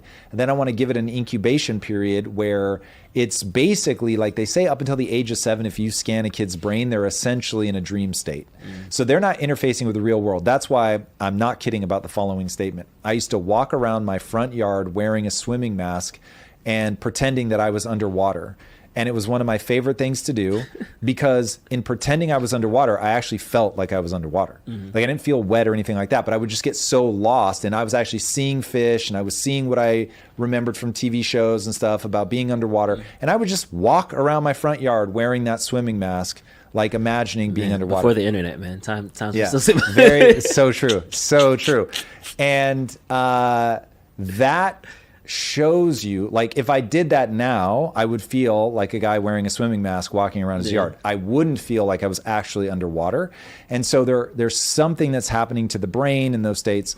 So anyway, for me, coming to understand the way that my brain works, largely by analogy, because obviously I don't understand it the way that somebody like David Sinclair would understand it, or David Eagleman, far better example. But I still understand it in a way that allows me to not be trapped as much by my emotions, to be able to step outside of that, to understand how I learn, to understand why I might get fatigued. So for instance, when my skin was itching, I didn't think this is something from the outside getting on me. I assumed it was something from the inside working its way out. And so having the metaphor of like, no, all of this stuff is pushed down to the lowest layer possible, meaning that my cells are what's doing the work. And so if I've got a problem, I should be thinking about cellular health. And when you approach your life like that, suddenly all of this stuff just clicks into place, all the way from my health to my emotions to how to get good at something, on and on. Interesting. All right, let's jump into some more future technology. Let's go. We talked about this at the beginning of the show. A new sub-nano nitrate wireless brain implant just recorded activity in awake mice for a year. That's crazy. No wires, no battery. Light powers it. Light transmits data. The brain-machine merger is near. So they kind of show that they made this, like, they insert this nano into the mice's brain. It has sending signals to a computer in which they were able to measure like processing power and things like that. So I know we already have what Elon Musk is doing and how he's already doing in Neuralink and then already implanting it into patients. Now we have this nano technology emerging as well. It seems like we're going to have augmented brain activity definitely next 5-10 years, it seems like. Well, so you already have it. It's just a question of safety. It's a question of the risk. So when you've got somebody that's a quadriplegic and it's like, well, either you are totally inoperable and people have to do everything for you, or we can do this risky thing and we can put electrodes in your brain and we can allow you to move a robotic arm, play video games, move a wheelchair, all that kind of stuff. Obviously, if you're a quadriplegic or you have ALS and you're just deteriorating by the day, it's like, yeah, I'll bypass all that bullshit and go straight into essentially living in a virtual world. Now, you can live in the virtual world, or you can come back out and via the virtual world, live back in the physical world with robotics and all that. That is a no-brainer for anybody in that. Now, what I think you're getting to is, when will a healthy human begin augmenting themselves? That's not going to be in 5 to 7 years. That's going to be in 10 to 15 years. But it will happen, and it will, like, if you have a 5-year-old, it might happen before they graduate high school. Wow. So it's like, when you get it in that perspective of how near term it is, it's like, oh, whoa, like this is transformative. Remember, Elon is estimating AGI is coming in the next 24 to 36 months. AGI is effectively the thing that is going to usher in a SI, because a GI would be, you can have as many humans as you want, as many as you can produce the compute for, but you would be able to bring on, call it 10 million Einsteins. What does the world look like when you have 10 million Einsteins, right? Like that's wild.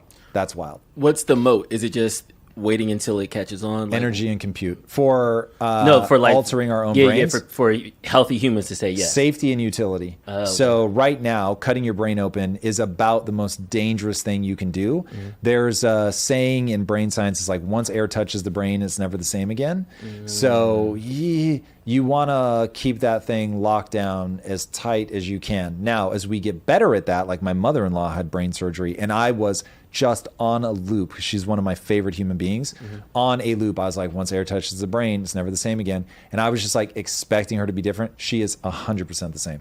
Awesome. And dude, literally thoughts and prayers. Like, bro, I was like, I was beside myself with that result. I was just so hoping for. That's awesome. So anyway, years ago now, and she's normal. So hopefully that's a sign that things are just getting better and better. And as more of these people get these implants, I think it'll take a good 5 to 7 years for there to be even several hundred of them. And so that's why these kind of things, like getting the approvals and all that stuff, that really does take time. But you start getting out to 10, 15 years, you probably see the first small handful of people augmenting their brains. Now, someone like me, when am I going to do it? It's like first gen tech is always pretty weak. So it's like, I don't want to look like a cyborg. I just want to feel like one. So I'm probably in the 20 to 30 year range where I start going, when 80, like, when the Neuralink 17 Pro comes out, that's when I'll grab it. Exactly. So I think most people will wait quite a ways, but it's really going to happen. All right, let's jump over to the UK now, where Tommy Robinson beat the terrorism charges. The judge was blistering in his criticism of the police, saying their testimony lacked credibility and that they, in fact, targeted Tommy for political reasons, which is illegal. Incredible outcome. This is a journalist from the Rebel News over in the UK. Ezra Levant here for Rebel News. I'm standing outside Westminster Magistrates Court. Huge news today. Tommy Robinson acquitted of charges under the Terrorism Act. The judge blistering in his criticism of the police, saying they lacked credibility and their testimony could not be relied on. In fact, the judge went further, saying that he believed that the primary reason the police arrested, detained, and interrogated Tommy in the first place was because of his political views, which is a protected characteristic in the UK. That is, you can't go after someone just because of their politics or their religion. And in fact, the police had no recollection of any questions they asked about terrorism. The judge particularly blunt about that. It's very encouraging for Tommy to be acquitted, because sometimes you feel like you have to give up on the system, that maybe Tommy can't get a fair trial anywhere in the UK. Today is proof that sometimes the system does work. Yeah, and this is very encouraging. This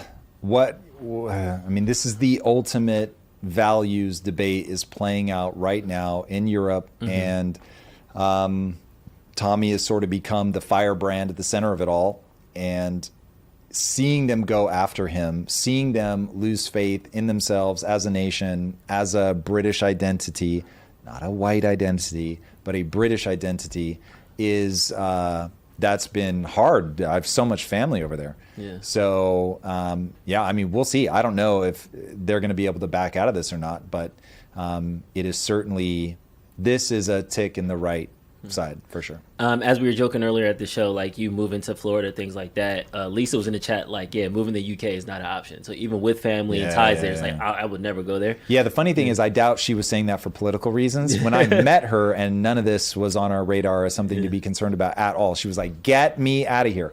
I was actually, I loved it, because I not only grew up in America, I grew up on the west coast of America, in the Northwest.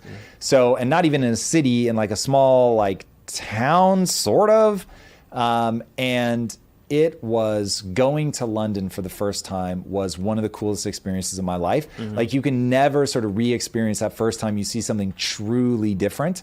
And I was like in hysterics laughing because I was just so excited, and I was like, being here is like being on the set of Mary Poppins. I'm like, this is so wild to see all the roofs and, you know, that look in that like classic British way of just house after house after house after house with all the chimneys, and they're all in a line. It was just so surreal.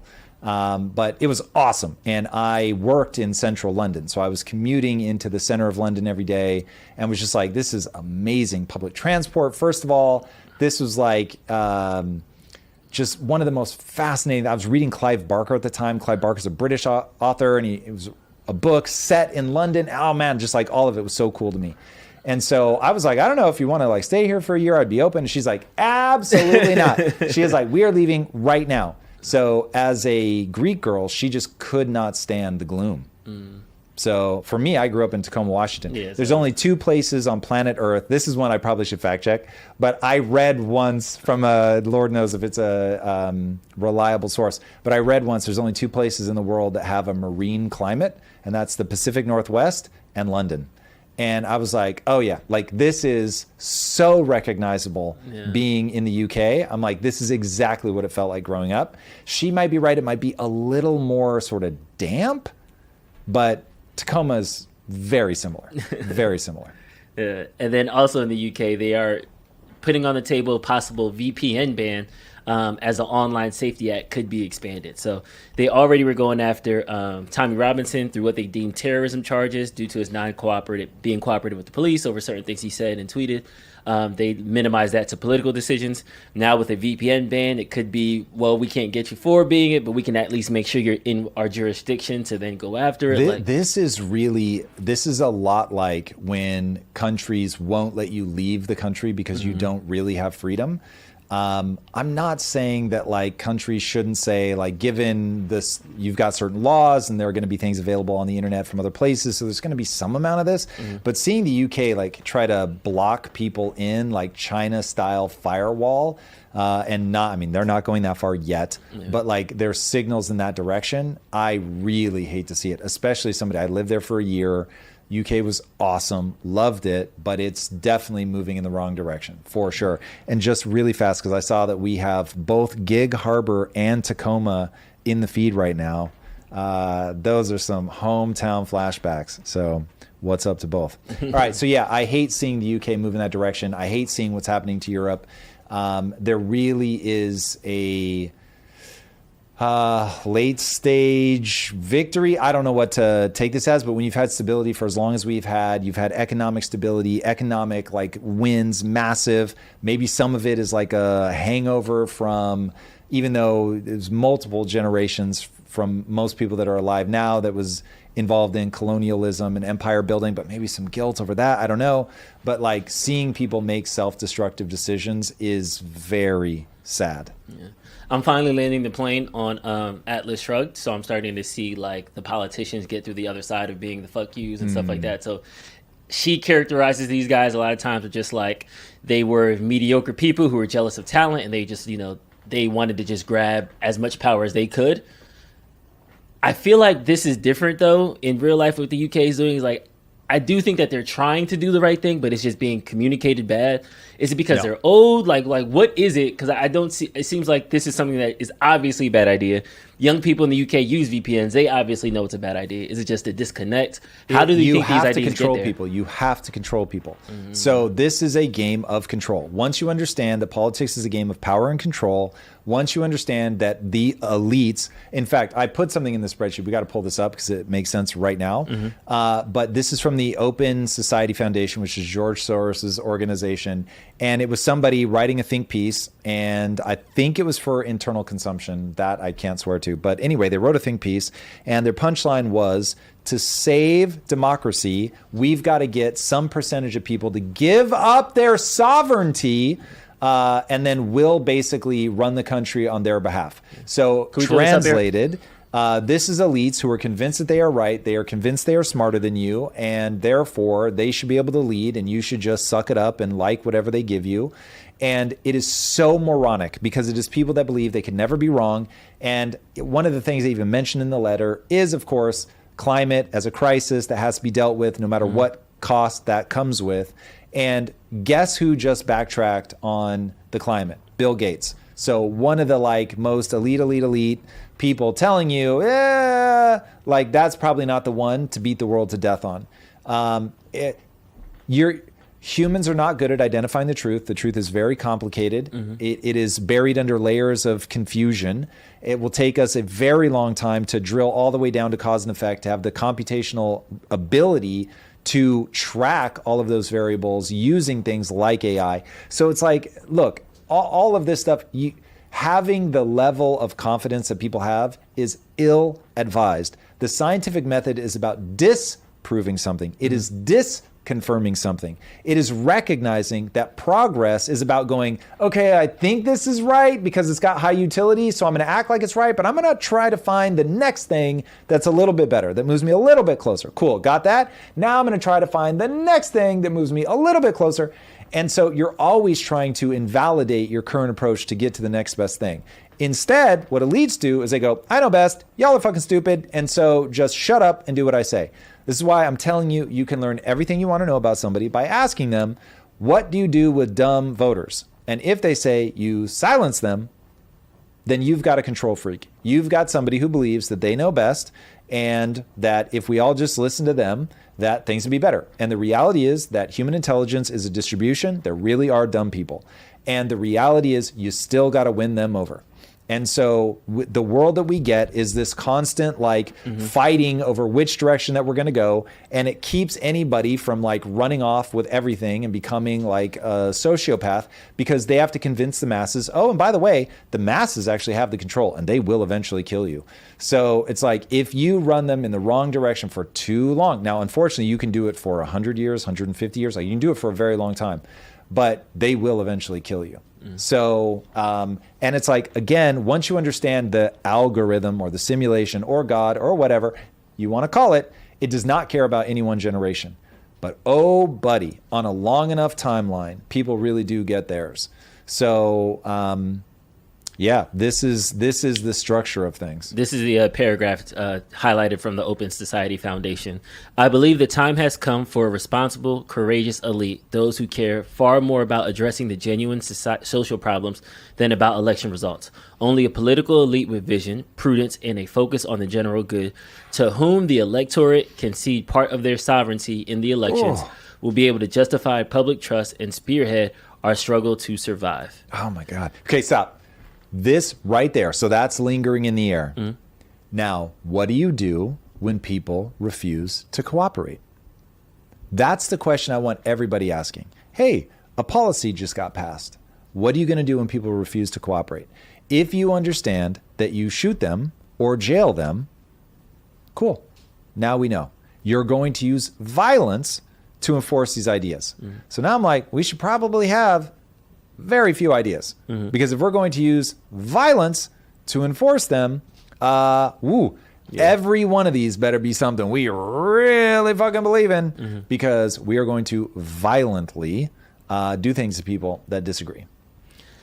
Man, this is scary too, because I can see, we were just talking about this at the beginning, our frustration with the political system, how elections aren't working. Every couple of years, we're just swinging the pendulum back and forth. So there are people that are like, hey, man, we need to get off of this game and do things the quote-unquote right way. But there is a slippery slope between I'm doing this because I want it to be right versus now I'm maintaining my position versus now I'm addicted to the power versus now I like making all decisions and not having to get any checks and balances. And then to your point, that's how tyranny happens. People need to read the Founding Fathers. Because we've lost sight of this was a very conscious structure that was built, and they could anticipate a lot of things, but not everything. Mm-hmm. And so look at what were the things that they could anticipate? What are the things that we found ways around? And the thing that they didn't understand, I think, is really twofold. They didn't understand how on very long time scales that the bureaucracy hardens into ideological drivers, and that we would completely abandon things like moral virtue. And so now you've got to go back, read what they were talking about, read what they were worried about, which is the rise of tyranny, the death of sovereignty, that liberty was what the country was founded on, and that any system that erodes those things is anathema to what they were trying to build. Now, you also need to realize that they didn't want a democracy, because they understood that you could get people that would, they would just get whipped up in a frenzy. And mob mentality. Yeah, like we're just, this is the hot thing and we're going to run with it right now. They distrusted central banking. I mean, just like if you go down the list and then you look at modern society, it's like, wait a second, we've basically got all the things that they told us not to do. We're not doing light touch government. We are not a small government anymore. We are mahusive. We tax the life out of people, which they were very skeptical of. They did it, but they were very skeptical of taxing people a lot. And so it was like, I mean, tax was like 3% of income or something like that until 1913. So it's crazy how much we've allowed the government to expand, how much the cost structure has gone up for us to meet all of the demands of the government. So read the Founding Fathers. You suddenly realize, if I approach this from a values perspective and I say, okay, what kind of soil am I trying to make, to go back to that idea? And then it's like, whatever grows out of that soil, as long as it's bearing fruit that's good for everybody, might not be quite what I expect or quite in the way that I expect or whatever. Mm-hmm. But it's like, cool, everybody's roughly healthy. Again, using middle class as the barometer for all of that. Freedom and middle class. Those are probably two very good barometers. And build towards those things. And the checks and balances and all of that has really become eroded by the way that the deep state, I think is the right word, has really calcified power structures, calcify all of those things become very problematic. Even just like geography, the fact that Virginia, the area surrounding DC, is the wealthiest area in the world, in the country, tells you a lot. So beware. We shall find out. All right, we got a couple of super chats. Let's go. Throw these things up. Yeah, super chat. All right, Mr. G2 wrote tips to read, rate, Tips to read, retain, and implement most effectively and efficiently, specifically books. Tom needs to write a book on first principles thinking and mapping. But for now, any book recommendations? Thanks for all you do. So tips on how to read, retain, and implement, and then book recommendations. Okay, so I read in swarms. I learn in swarms. That is far better. I spend way more time on YouTube videos and AI now than I do on actual books. I read every day, but I just, in terms of number of hours, it now goes to other things, which is already fascinating and probably why I'm never going to write a book, though that would be the one book that would turn my head a little bit. Would be to write something around first principles thinking. Okay, so the best way to do this is you want to be building a map of cause and effect. So I have found nothing has been more advantageous to my learning than having to write deep dives. Because what I find is I'm going in, I'm writing an outline, and I go to write a thing that I believe, and then I realize, ooh, the YouTube comments are going to tear me up because I have not well researched that. So I'm like I understand most of that, but like I can tell where my understanding breaks down and where if somebody pushed me, I wouldn't be able to give like a full account of cause and effect. And so then I'll spend time researching that. So for instance, Drew wanted me to record the deep dive before he left for Miami on Monday. Over the weekend, I was like spending all this time researching. And I was like, fuck, I did not expect the research to take me this long. But because to really learn this thing, to be able to write this thing, I have to understand the cause and effect. And so there'll be a lot of like branching things. And so when it comes to like, why do we need to be paranoid about a market crash? Why can't the bubble go up forever? Mechanistically, how do I know that the bubble's going to burst? Not just vibes, but like, what's the math? How does this end? In having to teach that in a video, I had to really learn that. So that is the way that I retain it. So there's a famous quote, I don't know who said it, but the fastest way to learn something is to teach it. So get yourself in a position where you need to articulate it. It doesn't have to be on YouTube, it can be to your kid brother, whatever. But find somebody, I used to do this with Lisa all the time, be like, let me try to explain this to you just to see if I actually understand it. And then if you can explain it simply, you know you understand it. And then anything that you're learning should be a thing with purpose. And so, well, what was the purpose? Start using it to that end. So for instance, one of the reasons I'm learning about investing is so that I can survive whatever's happening financially. And so, well, now it's like, okay, what am I actually doing with my money?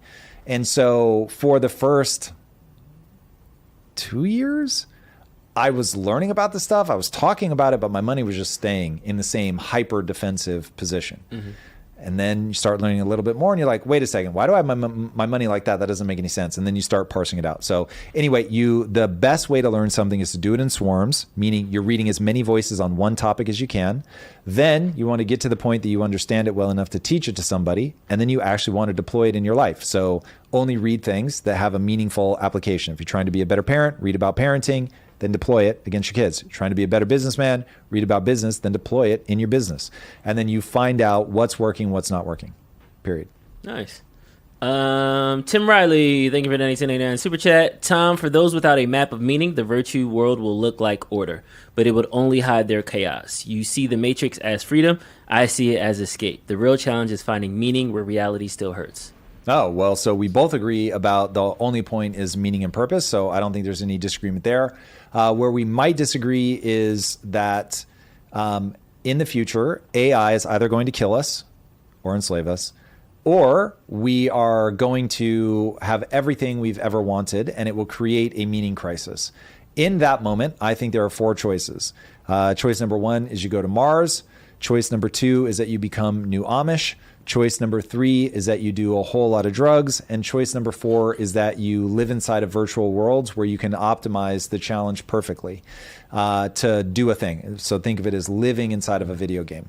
I think I am of the archetype number 4. So I will choose to both create, if that's still a relevant thing, and live inside of those optimally challenging environments. So that just seems self-evidently true as we look forward in terms of how the world is going to work. So virtual worlds bring on more meaning and purpose for me, not less, but it won't happen by accident. But if you're a new Amish or you want to go to Mars and live life on hardcore mode, by all means. I don't think there's anything wrong. I don't advise option 3, which is the drugs, but hey, I might spend a couple weekends a year on drugs and sex. So keep that in mind. I'm not totally poo-pooing that idea. Ruben Tago said, see Tate tweet. It's about this, the downfall of the UK. I dropped it in our spreadsheet. We'll cover it next on Friday. Come back Friday. I got you, Ruben. I promise. Let's go. Nunya, you don't need to slow the frame rate of the universe time because time doesn't exist. It's not a fundamental component of reality. Yeah, I suppose Time it's possible isn't that real. we I'm with you don't there. notice the slowing of the frame rate, but there's a reason that whoever built the simulation cares enough about it to optimize. So I do think that if it is optimized, there's probably a way to break it. Just like if you can get a lot of things to spawn inside of a video game, you will crush the frame rate. Or if you crank up your settings so that it chunks in like a massive amount of the world, or if you just run your calculations at the wrong level. So there are probably things that we inside the simulation could do. But I think the only one that comes to mind that we could really do fast would be to create enough sensors. But even that is probably, some raised to the power of 50 or whatever number of sensors that would be needed before we start slowing things down. So probably don't have to worry about it. Well, we can't slow down the frame rate, but we can slow down our rising grocery bills with ButcherBox. Get your free meat, Let's guys. go. Link in the description. Thank you, And ButcherBox, for doing it. You want to talk about cellular health? That is one of the main reasons that I eat ButcherBox. It's certainly what got us on it in the first place with Lisa. Was it's extremely quality meat, grass-fed, grass-finished, free range, like all that stuff. These guys are amazing. They've been a longtime sponsor. My freezers are full of this stuff. I'm super grateful that they sponsored today's episode. I'm also just grateful that they do what they do so that I can eat high-quality meat. All right, guys, check them out. Try it. They are incredible. And we'll be back on Friday. We're still going to be here. We got a ITU ZTF Masterclass coming up. Let's go. Okay, so what's the date on the masterclass? Coming. Let's get it. Here we go. No, it's not obvious. Okay, let me explain why we do ZTF. That'll be a better thing while Drew looks up the date. Because AI is coming, because so many people are going to lose their jobs. Next Tuesday, November 11th. Perfect. Because so many people are going to be losing their jobs, I know that there's going to be a massive influx of people that are going to want to control their own destiny. And so what I'm teaching people how to do is start their own companies. That's literally what we mean by zero to founder. And now, because of all the incredible AI tools, it could not be easier, but you actually have to understand what tools, how to use them. And so I'm going to be doing a free masterclass on those tools. You're going to walk away with 5 essentially AI employees, how to structure them, how to build them up so that you can get your company tested. It's really what you're going to be doing at first, is just validate that there's a market for your idea, something called product market fit. So we're going to talk about that, how to validate that using AI. It is very simple, very straightforward, and extremely powerful. So I hope you guys will join me for that. What time is it, Drew? November 11th at 11 a.m. 11 a.m. Pacific. Yep. All right, there it is. 11 a.m. Pacific on November 11th. Join me, guys, if you've ever wanted to found your own company, or if you've lost your job and you want to control your own destiny moving forward. Now is your shot. All right, everybody. One more super chat came in at the last minute. Let's Nunya go. LeBlanc. The Trump admin could twist UK and Canada's arm to become stable and free, but it doesn't. Just focusing on U.S. economy. I go on think the UK and Canada should have collapsed so US can annex with cheers and applause. Oof. We really don't want to do that. Supporting our allies, yes, that would be very wise. Trump's rhetoric is horrible. We should not do more of that. And we really do have enough problems of our own right now, unless there is some massive national security reason why we would want to do it. We should probably give them the space, help if they're in a crisis, but otherwise they got to figure their own shit out. We got enough problems. That's how I see it. All right, everybody. Until next time, my friends. Be legendary. See you guys on Friday. Peace.